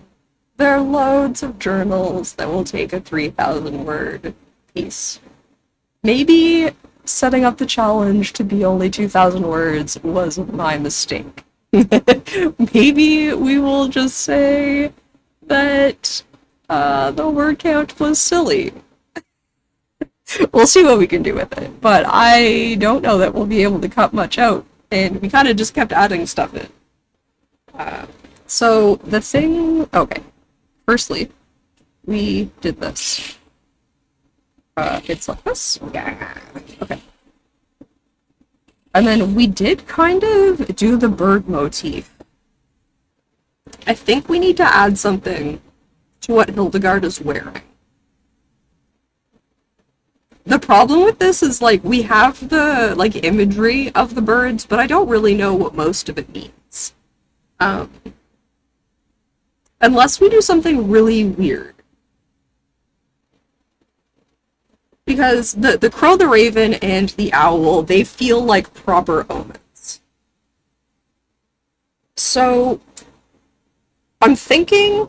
The first bird that came to my mind is a vulture, but I'm thinking if we put something that is an obvious bad omen that can never be a good omen kind of thing. Because, like, crows and ravens aren't bad or evil, in theory. But they can be messengers of, you know, like, warnings. And then an owl being up at night is just kind of weird. It's like, something is off. And then, like, the timing of the caw and the croak, it's kind of weird. So, if we give Hildegard some sort of, like, this is, like an albatross, maybe. Some sort of, like, obvious bad thing that Dana should pick up on. then I think we've nailed it. Oh, a bird hitting the window while Dana is scrolling. Okay. See, crows, ravens, and owls. They're not necessarily bad. Okay. What is Lucifer's bird? What is Lucifer's bird? Lucifer hummingbird. That's interesting. I don't think that was a mythology thing. 10 birds that bring bad luck, supposedly. I think I saw a magpie in, like, the next one. To be clear, birds do not bring doom, misfortune, or anything else you might hear.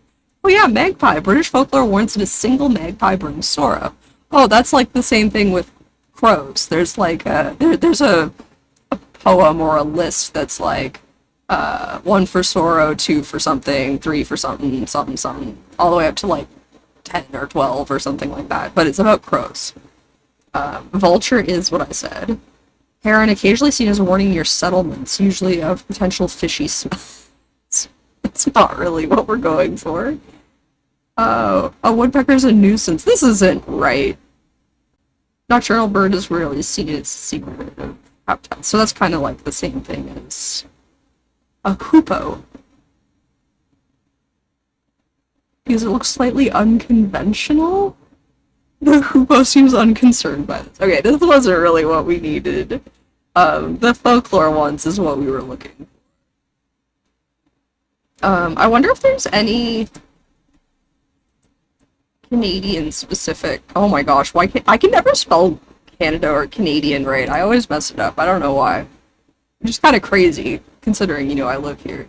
Eastern whippoorwill. Oh, because it's the nightjar. Okay, this is not helping. So, vulture, and I'm surprised albatross hasn't come up, because an albatross is, like, a huge sign of bad luck. Obviously on the sea, but, like, I don't know, what does an albatross even look like? Oh, they're just kind of pretty. I mean, that kind of, like, helps us. How do we add this into what she's wearing? I immediately think of a brooch or a necklace pendant. And the brooch comes to mind because of this puffin brooch. So I was just talking about this brooch, this puffin brooch that my Nana had. So I'm thinking like an albatross brooch that like holds together a shawl, right?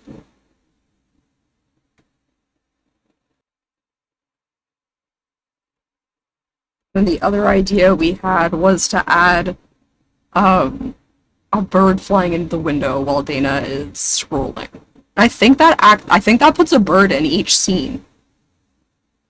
I guess except for the cafe one, but like technically it's in it.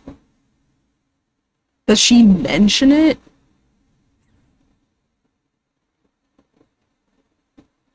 Because like Dana could be like, oh, that's a really interesting brooch. We don't have to mention the bird again, but oh, I mean, I guess that's actually part of that scene. So there's nothing in the first scene about birds. I think it's fine. I think we just leave it. I think that might be like adding like too much like focus to it. But I also think that this sentence is bad, so maybe we fix this up. I'm gonna run out of battery. This always happens to me.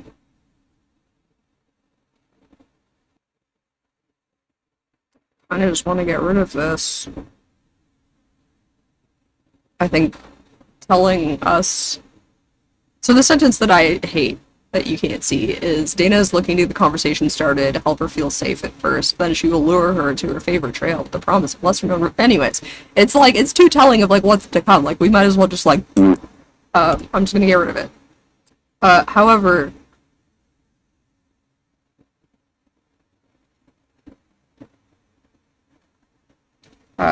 just something like Dana jumps at the sound of a crash on the window. Stupid birds.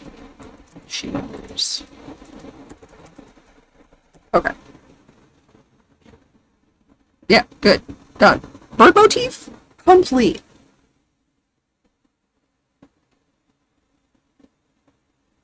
And I have kind of just, oh, and all of these done.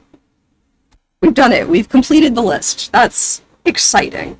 So I am going to move on to a read through for more stylistic changes, looking more at specific sentences. And then once I like how all of the sentences are, we'll make sure they're all grammatically correct. We'll make sure that everything is spelled the same. Because I feel like I've spelled Hildegard weird a couple of times. I've also called her Hildy a few times. I think I'm going to leave it as Hildegard throughout the whole thing. That is a style change or a style decision. Okay. We're going to immediately change. I know this is copy editing, but I'm going to change that numeral 4 to the word 4. I'm seeing a lot of similar sentence structure. There's a lot of like, she does this and then does this. Without saying then, but like, it is still a lot of that. We're getting rid of this adverb. It doesn't really add anything. And then, I mean, I find this sentence clear, but there is some pronoun confusion that is possible. It says Hildegard wouldn't have known she was the witch she was here to meet had she not seen her picture on Facebook. All of the she's refer to... Nope.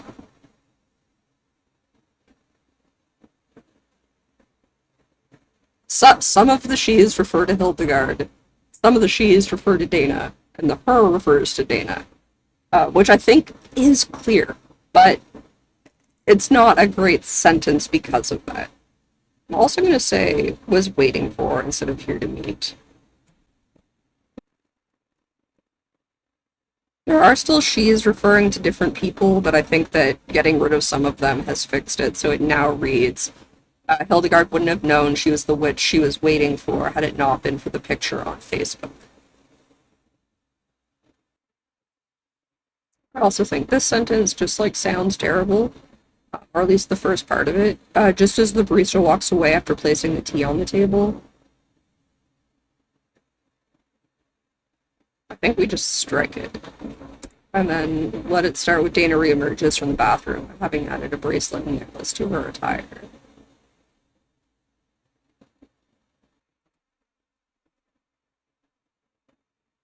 That's a bit of a clarity fix.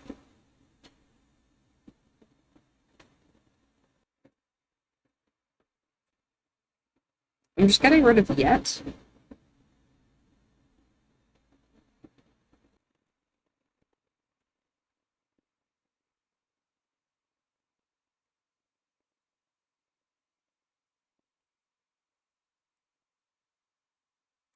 So I added another sentence for a bit of clarity because it goes from Hildegard having her finger under Dana's chin to Dana settling in her seat. And while I think readers can probably guess that she's not like settling in, like, and Hilda like follows her, I want to make it clear that like Hildegard like does that, removes her finger, just says what she says, like as she's like sitting back into her seat kind of thing. So they both kind of settle into their seats.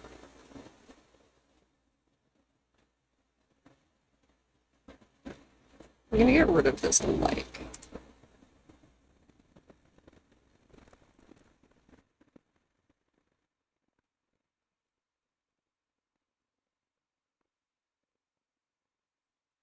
I changed that because that sentence kind of felt like it was not from Hildegard's perspective. And even though we're writing in third person, this is still Hildegard's perspective, third person.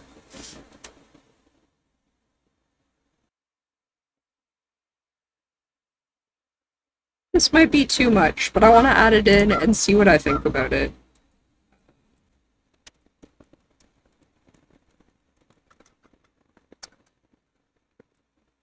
Again, it is clearly. We don't need that clearly. It's not doing anything. Why was I so into using the word clearly when I wrote this?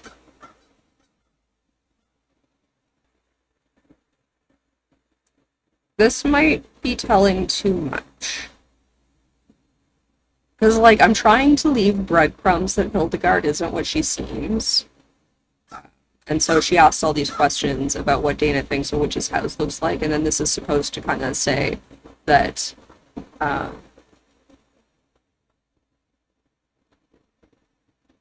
like she's going to pick up the things to make her house look the way that Dana expects a witch's house to look like. But it is down to the craft store too much.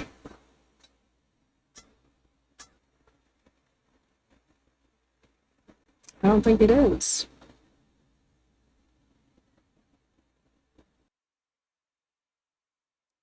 I think it's clear enough what they're harvesting from an animal that we don't need to have of organs and bones.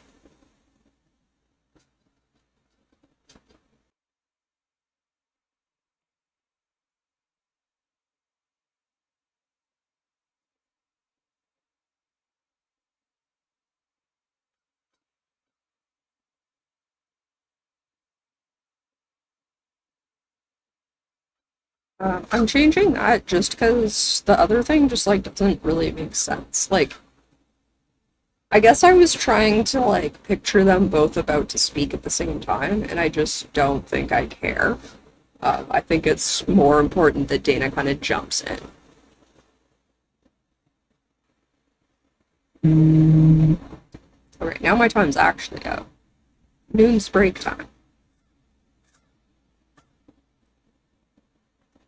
I'm gonna finish this scene so that we just have the last, like, hiking scene left when I come back.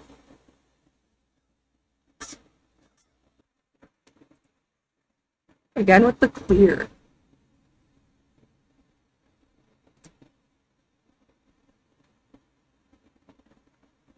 No need to be quickly. Been thinking about this sentence the whole time. It says, Martha responds like saying that she doesn't really have a favorite trail because she tries new ones every time she goes out. And Dana thinks to herself, perfect, even if she's done this one, I'll be able to show her something new. And I think that only matters if it turns out that Martha says that she does know it.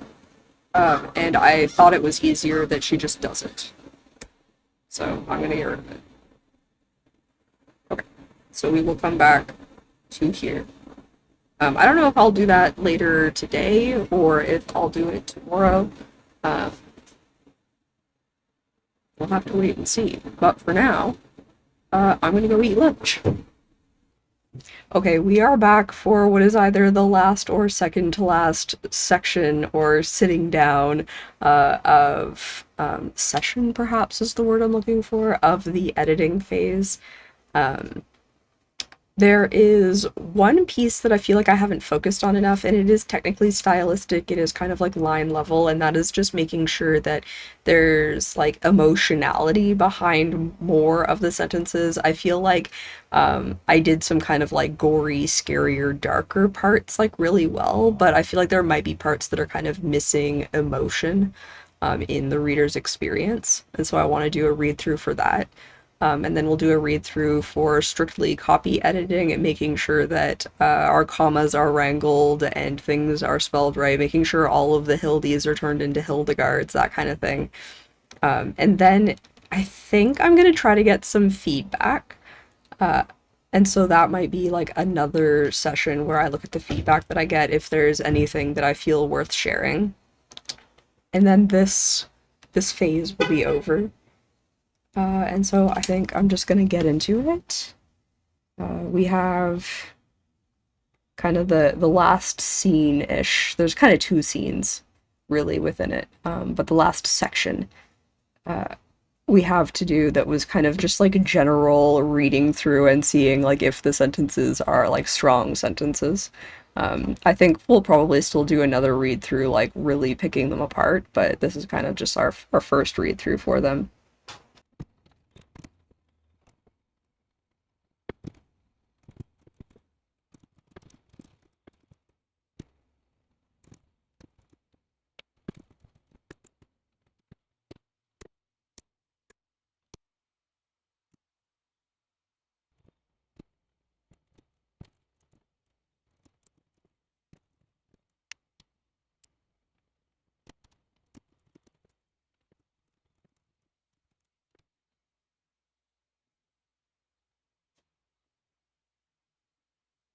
I'm going back on that whole making it just bushes. I'm calling them dogwood bushes now because I know that that was one of the ones that was in our research. I know that that is something that exists around where I am. I don't know, it just sounds better. There's something about needing a specificity there that I can't actually put my finger on, but I feel like I need it.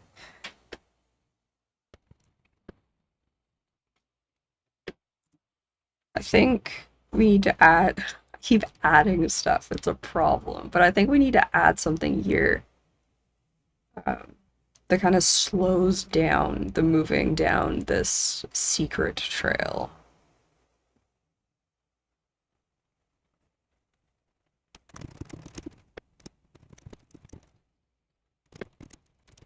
I think that's enough. And then I think maybe we can just, oops, get rid of this sentence. Maybe we move the one I added.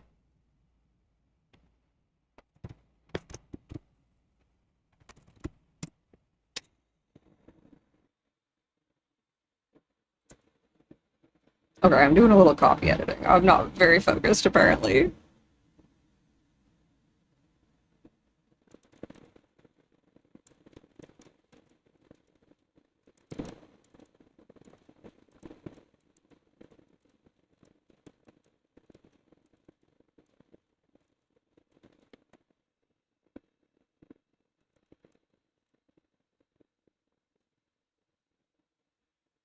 I missed fixing this in the POV rewrite. This is very much in first person simply because we haven't had access to direct thoughts up until this point.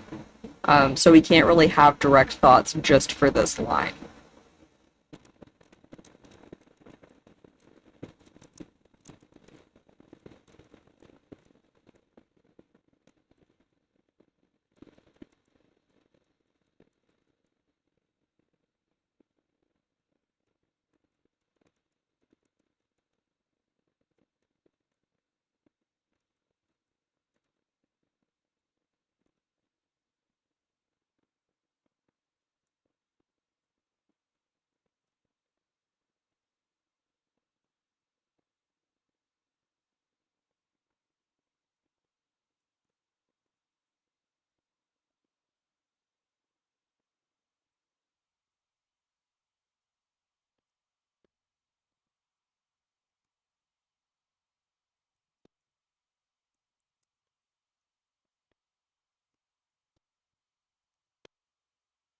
Does the murder scene need to be longer, or is it okay that it's just like very quick?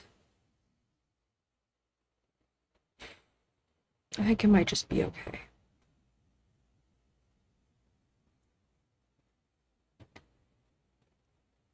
Alright, let's go through these notes. I think everything is just going to be fine.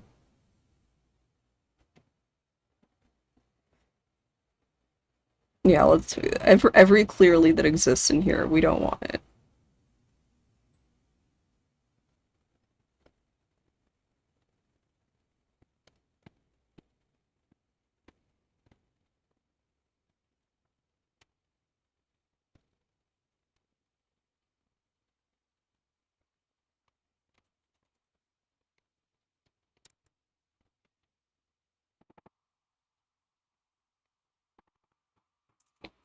I feel like I've done the thing where I mix tense. I'm not sure what tense we started in.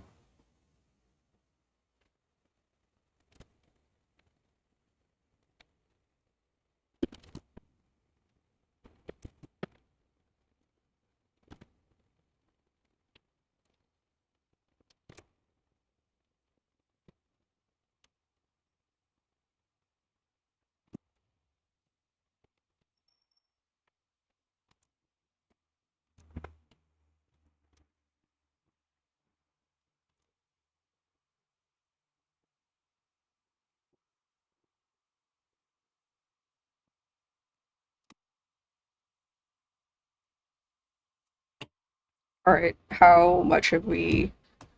Yeah, we're at 3,144, and I don't want to cut anything. So we are just going to have to uh, use journals that will take that long of a piece. Not that it's super long. It's just long enough that there are definitely short stories uh, submissions that it will be too long for.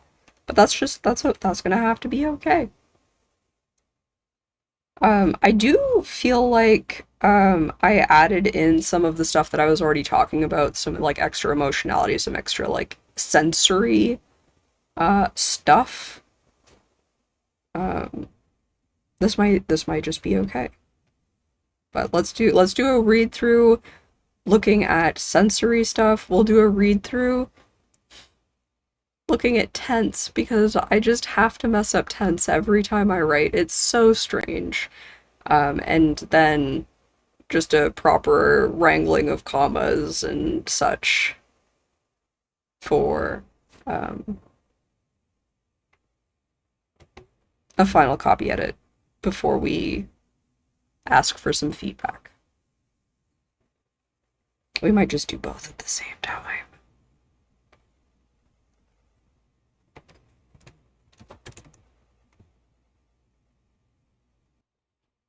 Okay, we are writing in present tense, which I wasn't. We're gonna have to do. I'm gonna do a separate run for that.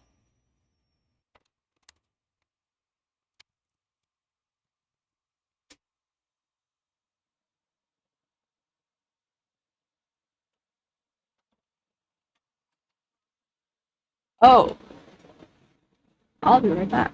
Okay, I'm back. It's actually tomorrow. I never came back yesterday. We're finishing this today. I have confirmed that I will get feedback on it. We'll have a final look at that feedback tomorrow, and then that will be the end of editing. I am just going to jump into it because I'd really like to get this finished. After tweaking my back last week and then not feeling well and not sleeping well the last couple of days, I want to get it done. Oh, I had a thought about this. The explaining what kind of witch she is, I think I'm going to shorten and change.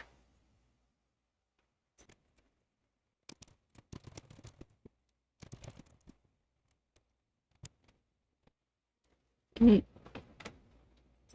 you add something and then it's actually already like in there a line later, is it better in that spot? I'm not sure.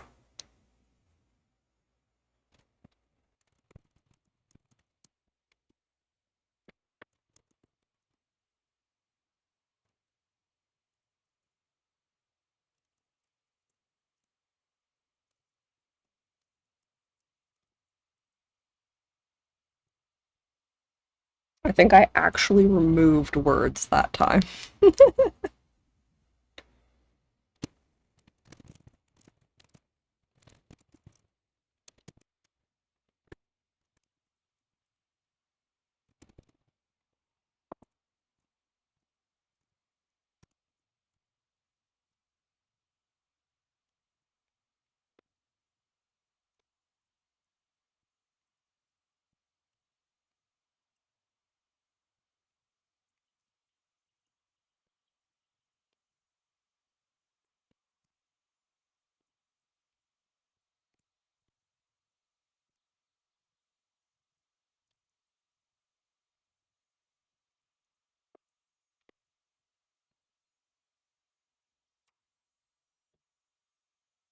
The bird motif thing.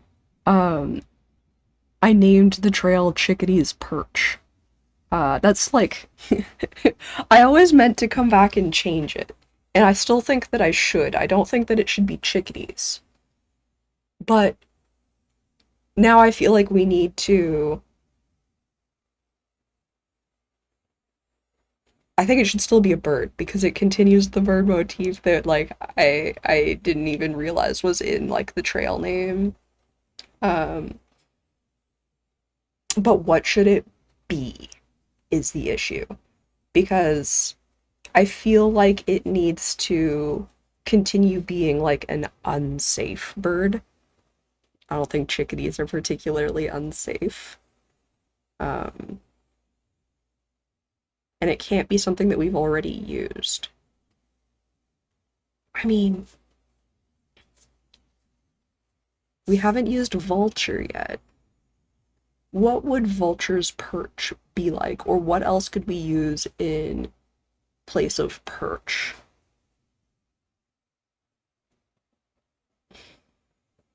It could be something more to do with the trail. It could be like vulture's loop, vulture's outlook.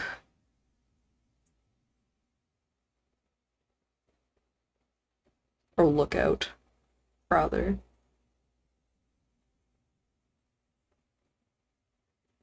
Where do vultures build their nests? We're not supposed to be researching at this point. Turkey vulture's the ultimate spring bird? Will this tell me? Grossest and ugliest birds. Vultures in general are kind of just nasty. Like, I think they're cool. Don't get me wrong. I love animals that are like, different that other people tend to not like. I think vultures are very cool with their bald heads. Um,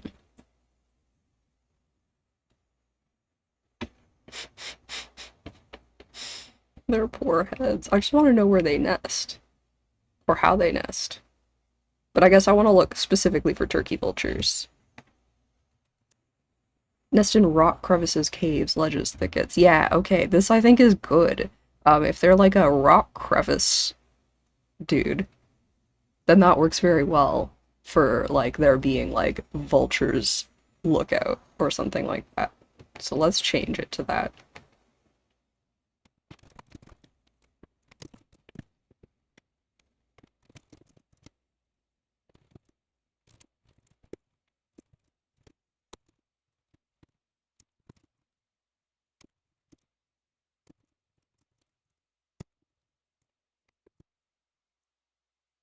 Yeah, see, I still don't like this sentence. They both giggle as they walk up to each other in the off-highway parking lot. What if I just get rid of it? What if they don't need to have any action in this, like, greeting? What if they just go, Dana? Martha? It's so nice to meet you in person. Remember, this is actually just wrong. So let's fix it.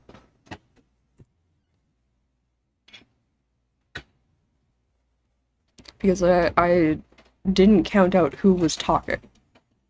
This is Martha talking, this is Dana talking, this is Martha talking, and then all of this is Dana and then Martha. Before there was an extra line in there, and so it, like, wasn't right. It was literally just wrong.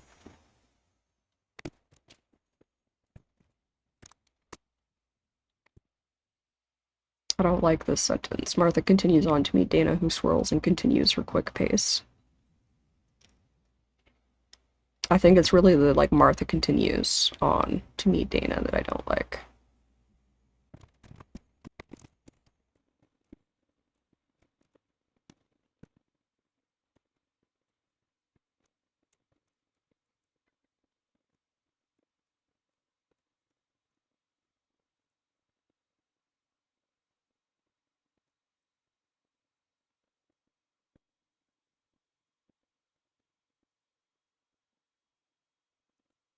I hate it when the formatting doesn't really make sense when you're doing suggesting. I think we've addressed this already. That she's, like, aware of the birds. So that's, like, a weird repetition that just doesn't need to be there.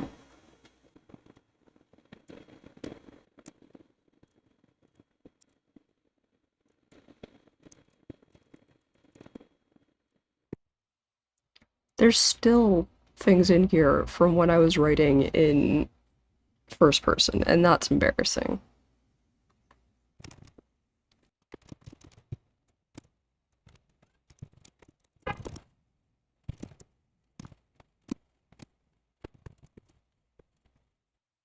Ooh, we're supposed to be near the end of editing, but I think we need to have a good omen bird at the end. Okay, I know that I could come up with a list, but I am just going to... Oops, good omen birds. Oops. 3 birds that bring good luck. See, I can't use a magpie because they're also bad luck to some people. I see like a picture of a cardinal, a picture of a blue jay, and I think both of those are great. Oh, just like bird superstition seems good. Oh my god, that's actually so much better than I even thought. I didn't realize that a bird hitting a window was an omen of death for somebody in the house, but that's so good. Okay. Oh, what if we just have a bird poop on her? Oh, that reminds me of a joke that my Nana used to love to tell. I don't know, is a bird pooping too much? What if it's just like a pair of blue jays swing past her from right to left?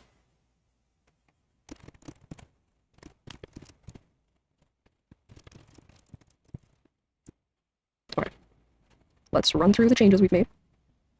Oh, there's one before. I'm sure that's just fine. Okay, there, it's all weird there. Okay, oh, I'm also going to stop suggesting. Yes. Yes. Okay, this is actually one that I want to think about. Does the specificity of what the bracelet and necklace are matter? I actually think it doesn't, so I'm gonna go ahead and back out from that change.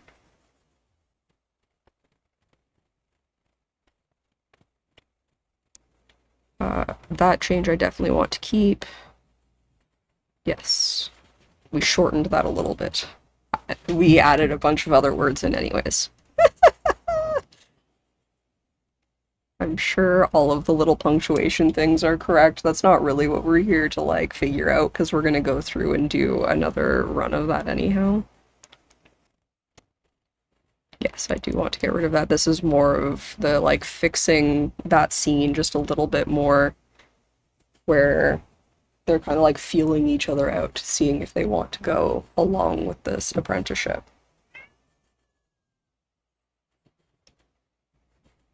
Yes, I like that way better. Yes, I like the shorter response way better.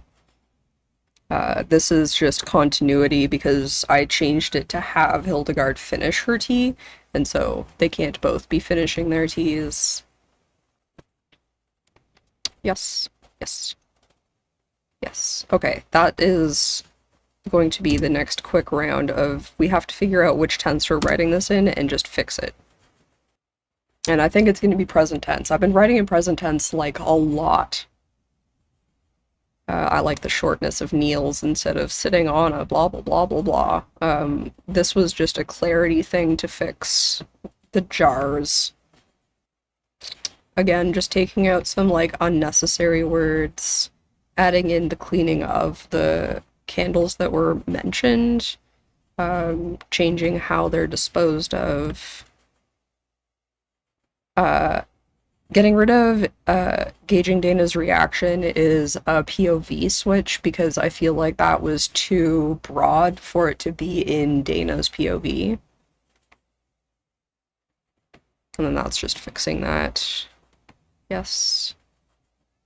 Again, just tightening this. We didn't need to know everything that this person was wearing. Cargo shorts kind of like gives enough of an image to me.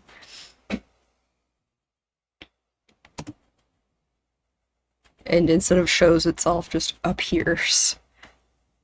I'm sure a comma is proper. I'm sure this S, wherever it is, was proper. The change of the thing, kind of like helping set the mood a little bit more, which is something that we were looking at doing. Just getting rid of a sentence that I just didn't like. Sometimes that's the case. Sometimes things are just, like, bad. Yes, that is... yes. Okay, whatever's going on here. Yes.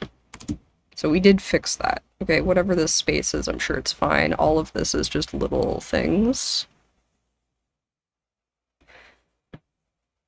I'm sure that's fine too. Oh yeah, this again was just getting rid of a sentence that I didn't like and was unnecessary. This is also fixing a sentence that I didn't like. Again, just, it didn't sound quite right. I fixed it. Uh, this felt like too on the nose, saying that like her gut feelings must be on to something, so I kind of just made it a little more vibey instead of telly. That's still part of that. That's just fixing up some confusion as to who's doing what.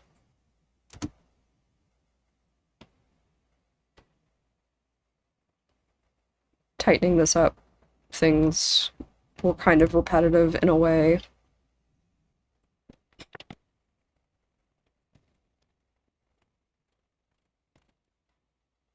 I was unsure about this line the whole time. I feel like it's a good nod, like, to people who, like, know what she might be saying, but I think most people wouldn't know what she's about to say, so I think it's just better for her to be like those things in the horror movies. And then this is, we've already addressed the fact that she realized that the owls are kind of weird, like the strange chorus of the birds is enough, like, we don't need to, like, talk about the specific ones. I fixed with scrunches, because, like, that's actually what I was picturing, and otherwise, like, we're talking about the eyes 2 times, instead of, like, the whole face. Just tightening the wording. Repetition that didn't really need to be there. It's, like, a table setting is a thing, but I think because, like, we're talking about a table already, then a setting, like, it's clear enough that we're talking about a table setting.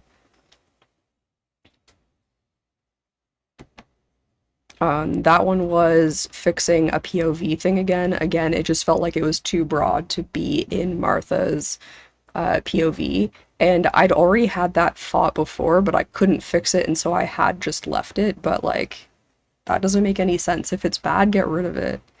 Like, if you don't have a solution right away, like, that's fine. But the solution was to just, like, ditch part of it. This is just tightening up that sentence, making it sound a little better.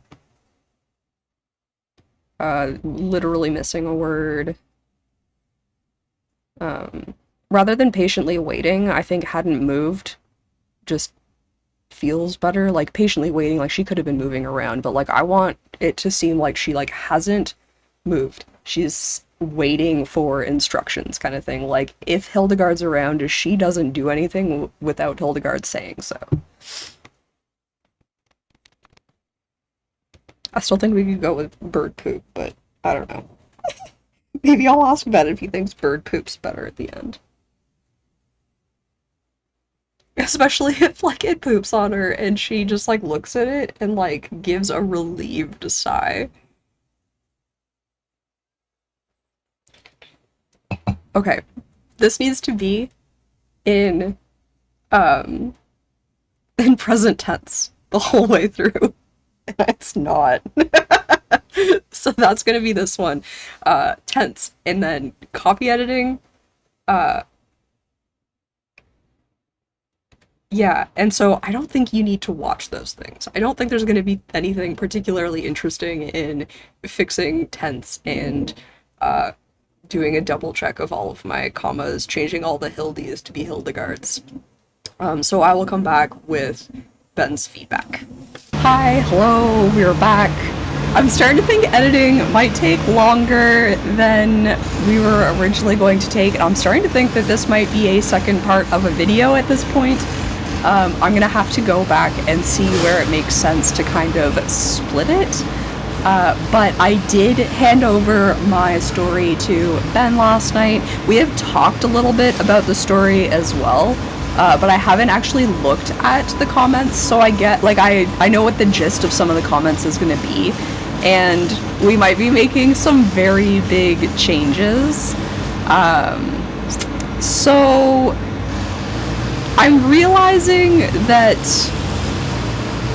I should have given him the story for feedback in between big picture and stylistic and copy editing. That's my bad.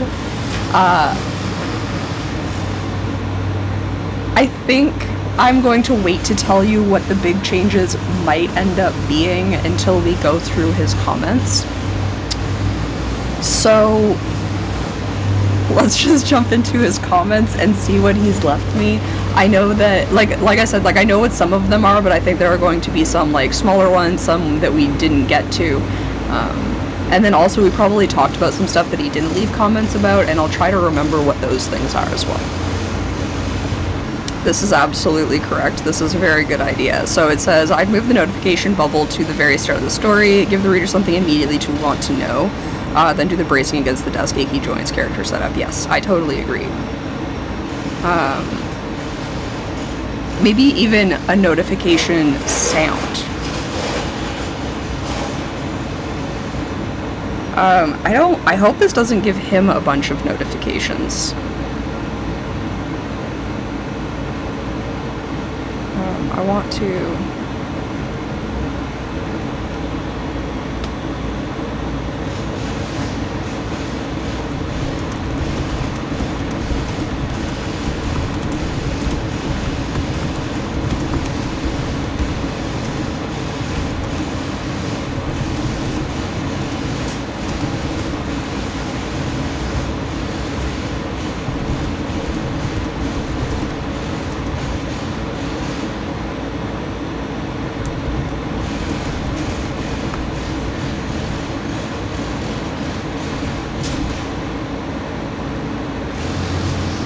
I sent him a message being like, hopefully you don't get a noti for these. So the next one is here. I don't think the sentence is needed at all. Feels wonky. I don't entirely agree. I think this is just like characterization, and also I think this is kind of meant to like boost Dana's confidence, make Dana feel special, but maybe there's another way to do that. Chicken espresso delivery? Yeah. Thank you. You're welcome. Why'd you step so far out? I don't know. Hopefully you don't get a notification every time I reply to your comments. I haven't seen any. I've but only done you one. just I started? just started. Oh, okay. Yeah. I need to drink more water. That's like the only... I have told you this yeah, before. no, I know. I have a problem. I have 2 coffees and it's a problem. You can get so much work done. I don't think that that's how coffee works for me, but I think I'm just gonna ditch the hot coffee for now. I don't really know where to put it though. Maybe I can just put this here? No, there's one guy who's like a runner, and like he does like marathons all the time, runs like 20K every weekend kind of thing. Okay, I'm done talking to him now. A note for this.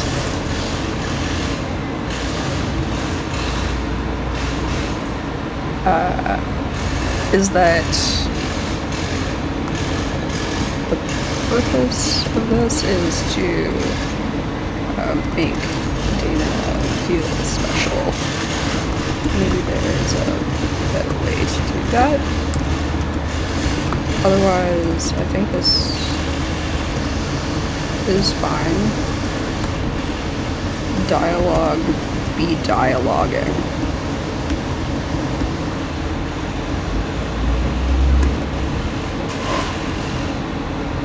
Next one. She's calling the apprentice a witch already? Might just be me, but this felt confusing. Went back to read it again to make sure the perspective hadn't changed.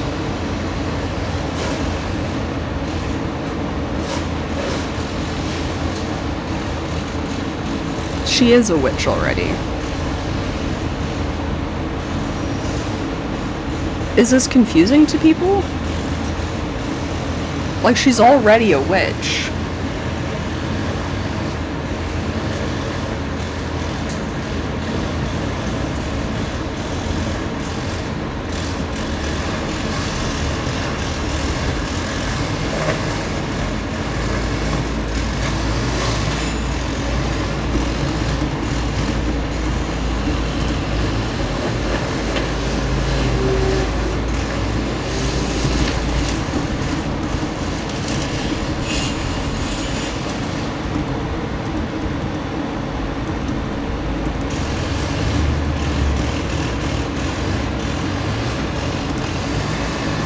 Yeah, I don't know if that's like a him reader issue or if that will be confusing to other people. I guess when you're an apprentice in a trade, you're not already the thing. But in this case, like, you are already the thing. You're just like, you just now have a mentor to become better at the thing, to learn more. I might have to think about that, because I don't think that's confusing. Also, we missed maybe a thing here. You put the Dana name here first, since Eldegard already knows it. Waiting to reveal it feels weird without it being presented by the character themselves. I think this is adding to the, like, that might not have been the right person.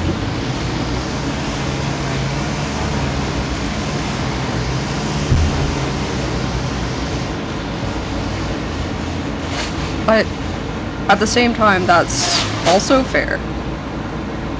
Yeah, no, that's right.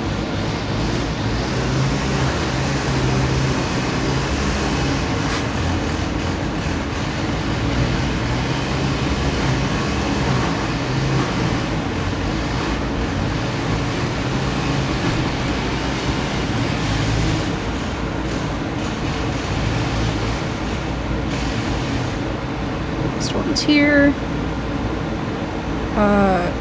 Suddenly feels like the narrator knows the character's name when just a sentence ago they were calling her the woman.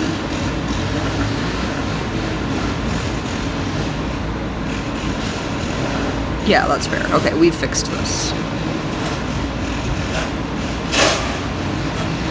I just thought it might be fun. Oh my gosh, just a thought, but it might be a fun way to show her belief in spirituality by giving her a moment of swirling the tea and being present with it before sipping it.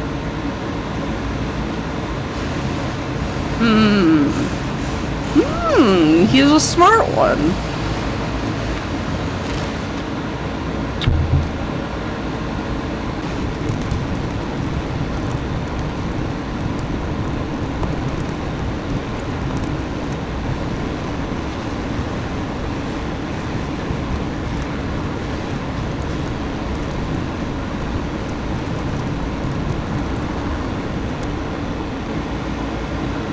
Yeah, see, this is something that I was wondering about too. Is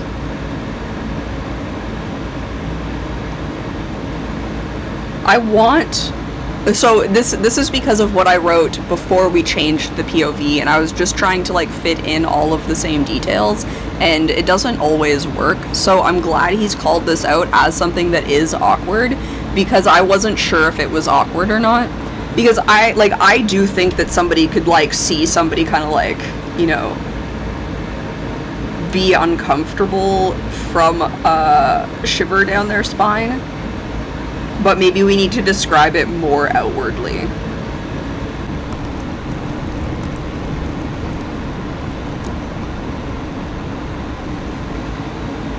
Oh, but it's so important. It's so important, but maybe there isn't enough later on that we need to add a line later on that makes this important, because I know that this is important, but I can understand why a reader doesn't understand this is important. It's asking too much inference.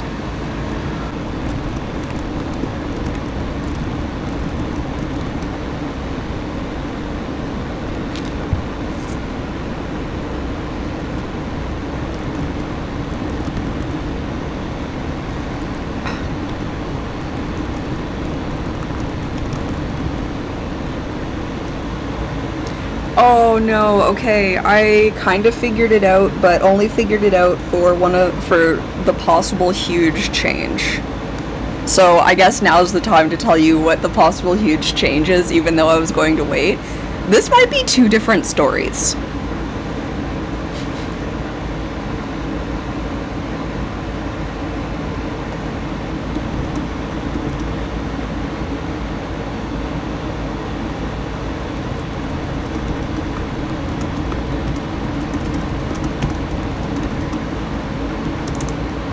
If we make this 2 stories, we can add a scene where Dana is walking up for the first time.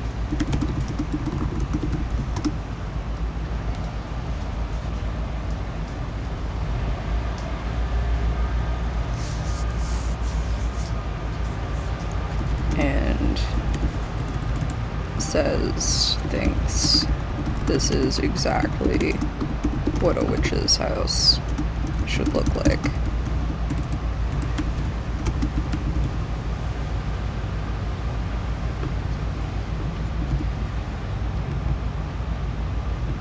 I don't think that we can add this into this story as it is, because we cannot make this any longer. This next one confuses me. I don't think the sentence is confusing. She has blood drawing runes up her arms, but I guess the blood isn't doing an actual action. And so I understand that. But I don't think that this is, like, wrong to say. I could change it to blood-drawn runes. I could change it to runes drawn in blood. Maybe that's the change.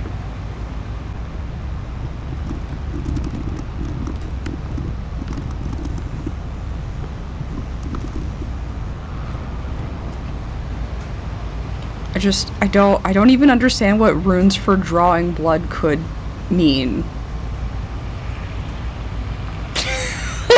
Like, I don't, his question is more confusing than the sentence, I think. But I can make it more clear, so I will. Yes, and this is something that we talked about. Oh, we missed one? Oh, no, okay. Yeah, so we actually discussed this dialogue. I thought this dialogue was maybe, it didn't feel unnecessary, but it felt like it wasn't doing what it needed to do, and so we've kind of figured out what it needs to do.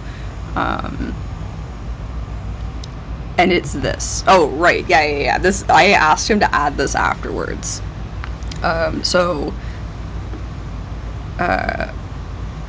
Basically, I just want to... I was thinking about adding in a line of dialogue, her saying that, like, it's been so long since she's had somebody to go.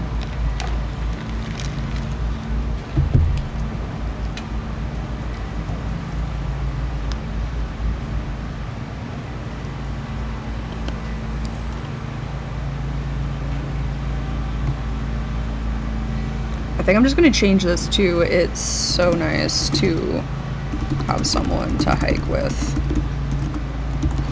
I've been going it solo for so long now. And then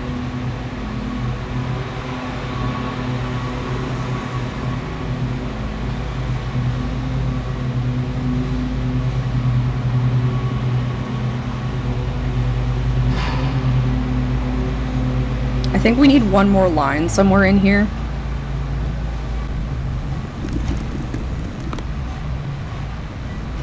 What's this?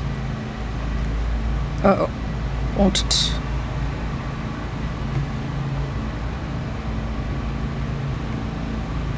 Might not understand Dana's character well, but it seems like she'd want to still be more friendly with Martha, unless it is meant to show an experience as a witch tricking people into this. Okay, so we also discussed this one.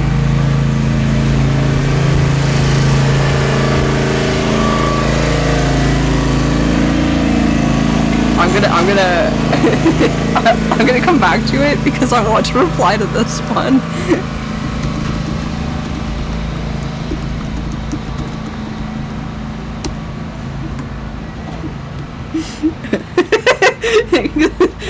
Because you said Canadian, just like a statement. It does indeed take place in Canada, so it's okay. The Cerulean Warbler is specifically, well, it's not specifically Canadian. It also apparently exists in South America, but we found it in Ontario as a rare sight, Birch trees, they exist here. Yeah, there's no reason why this can't just be Canadian. And I don't think that that's off-putting, especially since, like, my goal is to be published in a Canadian journal. Like, that's where I'm going to start with my research for what journals to send it to. But this whole Dana's character thing, we did discuss this last night as, like, a big issue kind of thing. And it is true that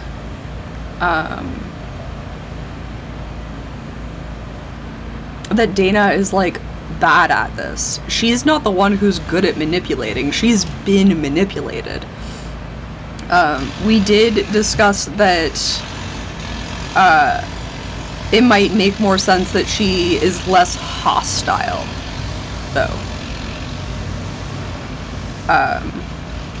But maybe almost like she starts as hostile and then maybe, like, realizes that, like, she's, like, in her own head again. And something that Ben suggested was for her to, like, point out something that isn't rare in any, like, a bird that isn't rare in any way, shape, or form. So that she's, like, trying to be the birder she's said she is without actually knowing anything. Like, it's just, like, another thing she knows nothing about kind of thing. This is also then, like, another place for alarm bells to be going off for Martha, because she's like, I thought we were both really into birds, like, why are you pointing out a chickadee? And I think that's what it's going to be, is a chickadee. Which is funny, because I point out chickadees when we go. I point out everything I see, especially if I can name it. But how do we want to do that?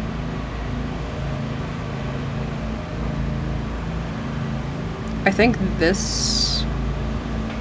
See, I don't think that this is, like, out of character. I think it's just her, like, not thinking things through.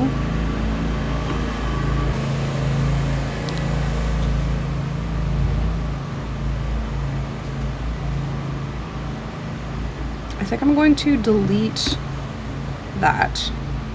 I still think she stops and, like, crosses her arms, but I think she's, like, less, like, hostile, more impatient.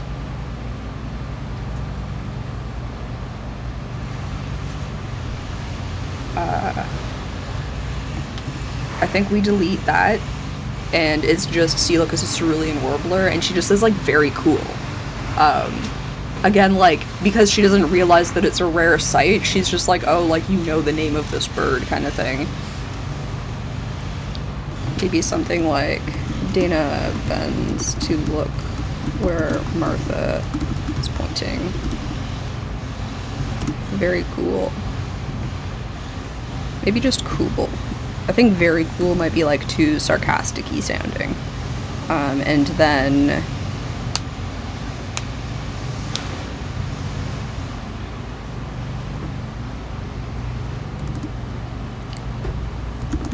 oh, look. A chickadee. Just next to it. I think that's pretty good. Okay. Yeah, that's fine. It doesn't, in fact, take place in Canada. Dana thinks Dana is magical, or that the potion is magical. Both. Yes!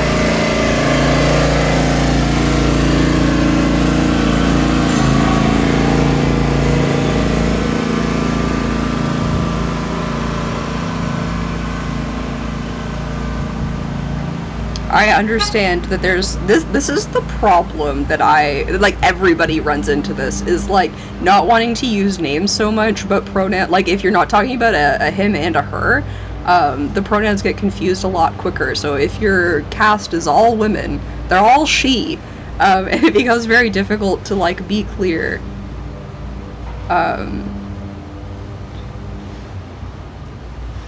She knows now.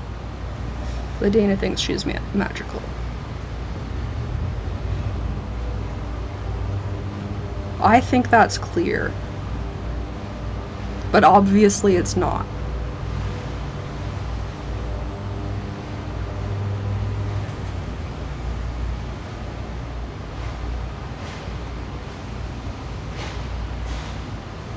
Is it more clear if it says Martha knows now that she thinks she is magical? That this potion will calm Martha down. See, I just think it's already clear.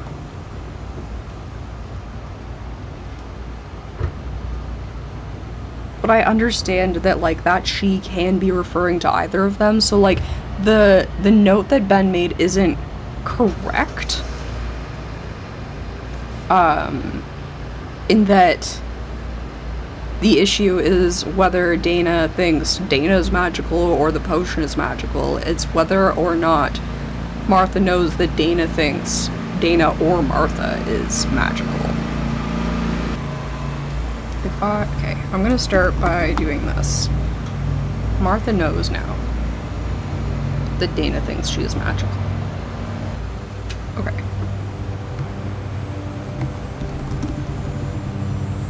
I think that makes it more clear.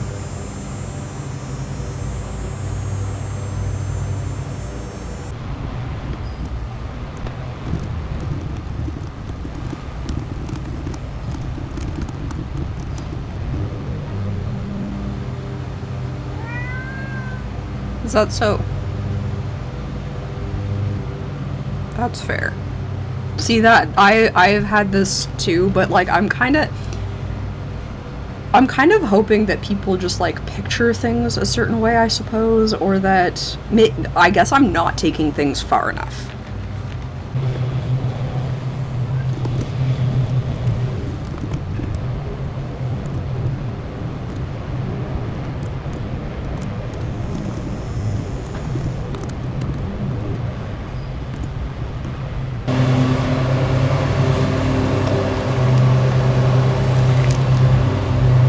See, and it hasn't been suggested that she's eating people yet.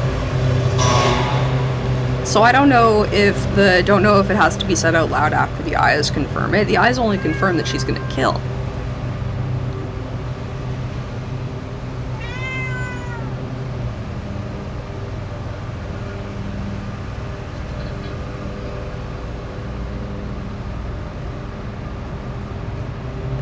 Like, the skulls is like a nod, perhaps, but who says they're human skulls? They're just skulls. It may be later interpreted that they're human skulls. I think this is necessary.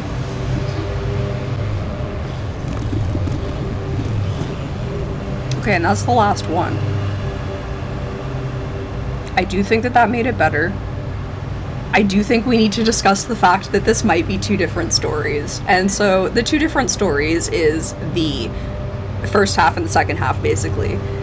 The first story is Dana being manipulated into killing a human, and so it ends with Hildegard saying, you have to sacrifice a human. It just ends there. And then the second story is the, like, luring somebody out to be sacrificed. And them, like, knowing more than the other two people there about, like, modern witchcraft.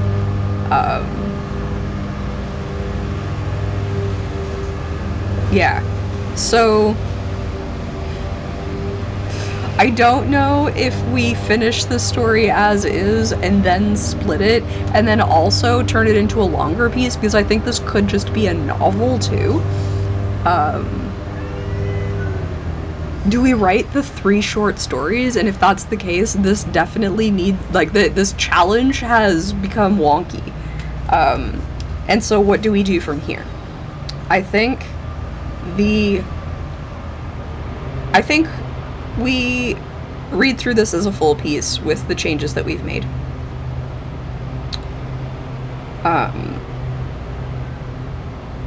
And then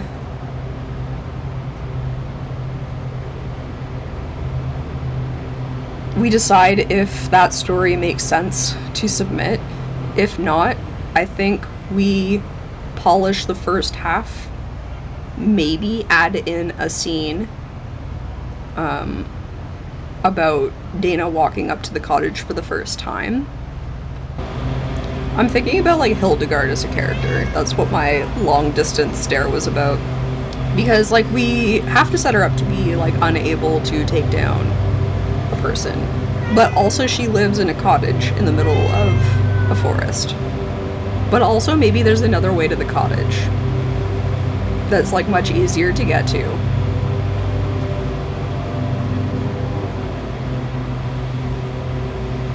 Just like from the other side.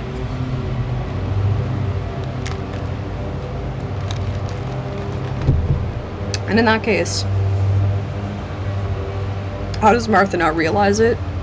And or does something tip her off to them like being close to a road? Obviously it can't be like a busy road, a highway. It has to be some sort of back road, but maybe she hears like the like tires of one truck going by on like the other side of the cottage. And it's like, well, like why would you take so long to get here? Like if you don't have to.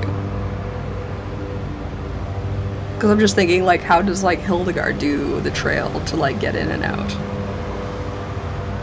Maybe that's thinking about it too much. I don't know.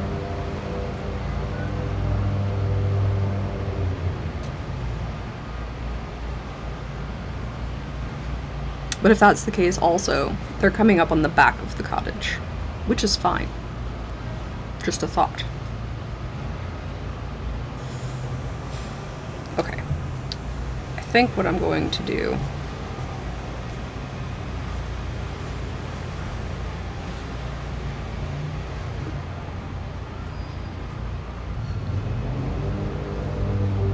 okay. I'm going to make a copy just because. So that one we actually still have to do. So I have to pay attention to this because I made some changes as we went and then other ones I didn't.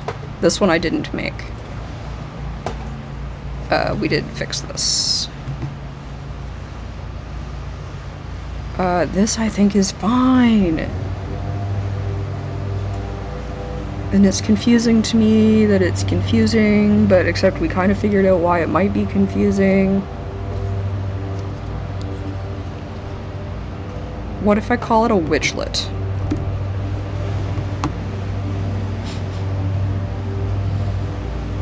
Or I could, ooh.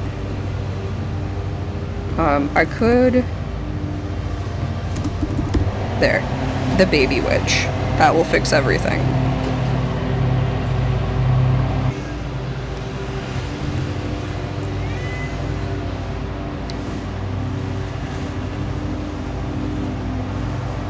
Okay, we haven't fixed those ones.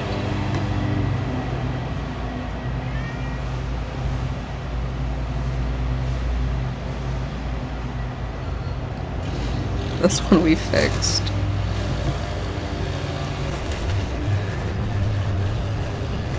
Okay, that we still need to do.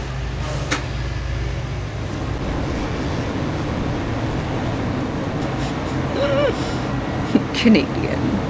Yes.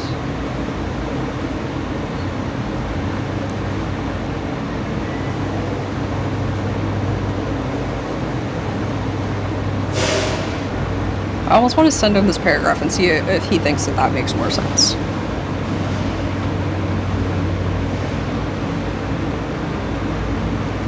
Now we need to actually get rid of this, which is very sad. Because I really liked that idea, but it just doesn't fit.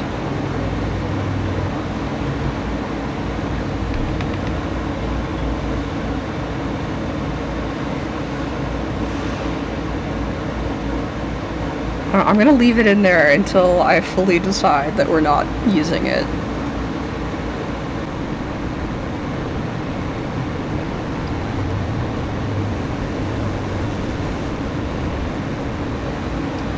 What kind of sound does a Facebook notification make? And I have little drips of condensation everywhere.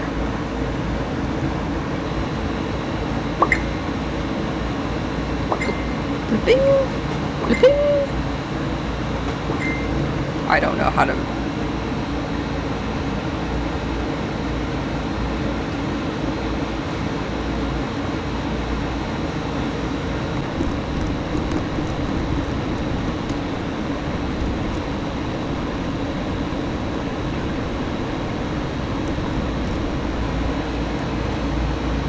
See, I feel like if she shuffles, that's like too much. Unless, except we have the whole, like, the road's actually right there.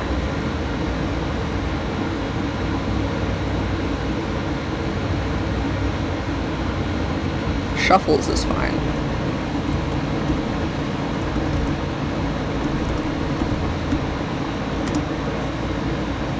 And then this obviously wants to become a she.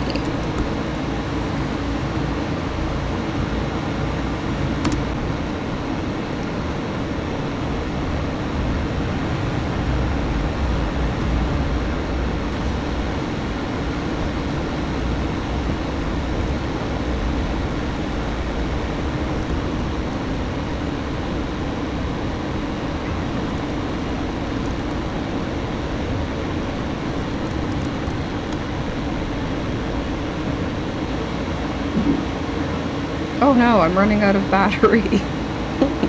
Oh no!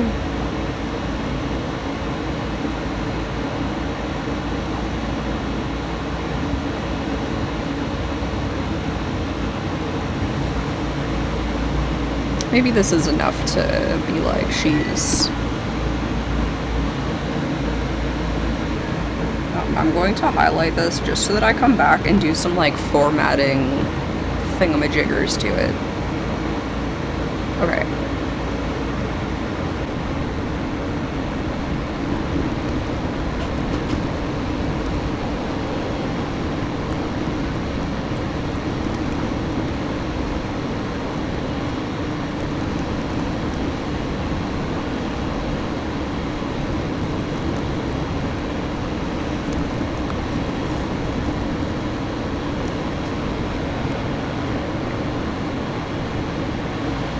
Alright, I think that's good. Dana places her hands around the warm mug, closes her eyes, takes a deep breath. She opens her eyes and stirs the tea clockwise 3 times before taking a long sip of the warm, pale yellow liquid. Except I'm going to do that because we've already discussed that the mug itself is warm.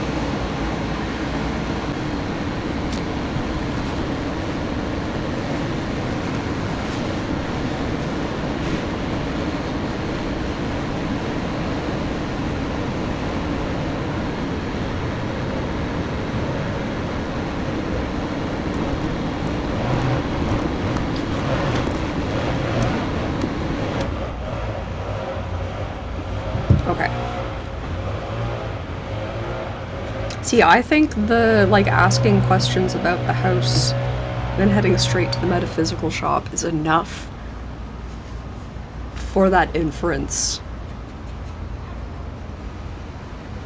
Maybe we can add a line here. That's just something like... something about, like, what she expects Dana to feel when she sees her house, you know? Dana won't have a doubt in her mind that that her house is a witch's house.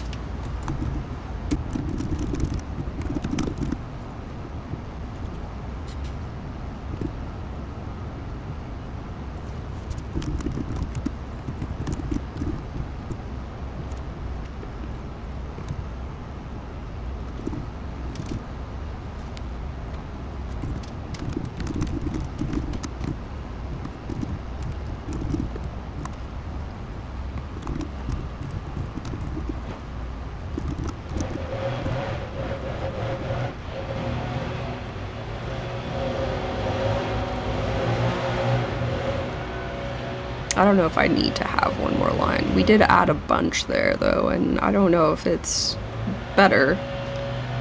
I kind of like this idea of them bringing up that Martha usually hikes solo.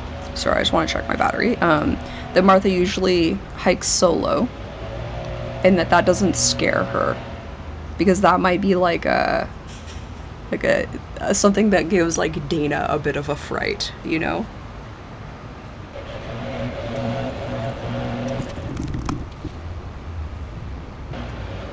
Right, that's everything. That's a new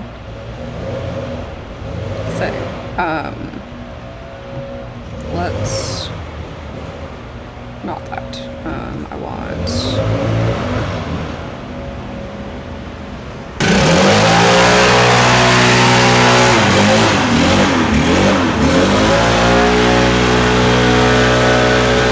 How did it go?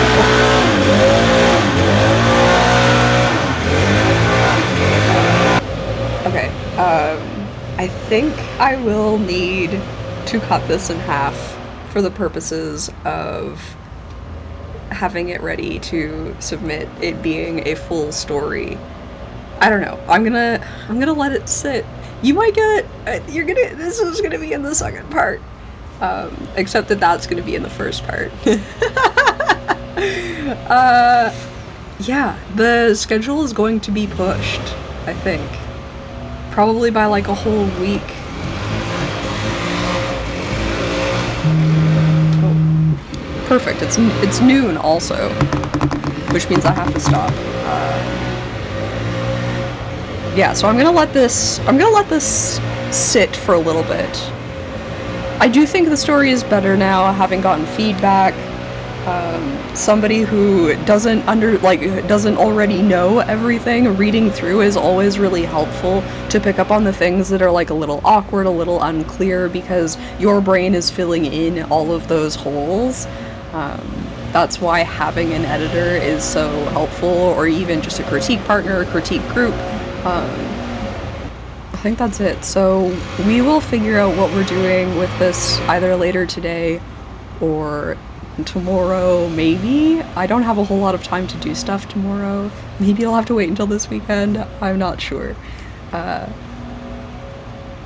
Either way, I gotta go, so I will see you in a bit. Just kidding, I will see you in the next video. I hope you enjoyed. I had a blast. Catch you next time. Bye! And this, why am I so bright? Did it get bright? When did that happen? How long have I been a ghost? This is the problem with being outside while you're filming. This looks absolutely insane, though. Land of the silver birch, home of the beaver, where's still the rocky... Wait, no, I fucked up. Where still the mighty moose wanders at will.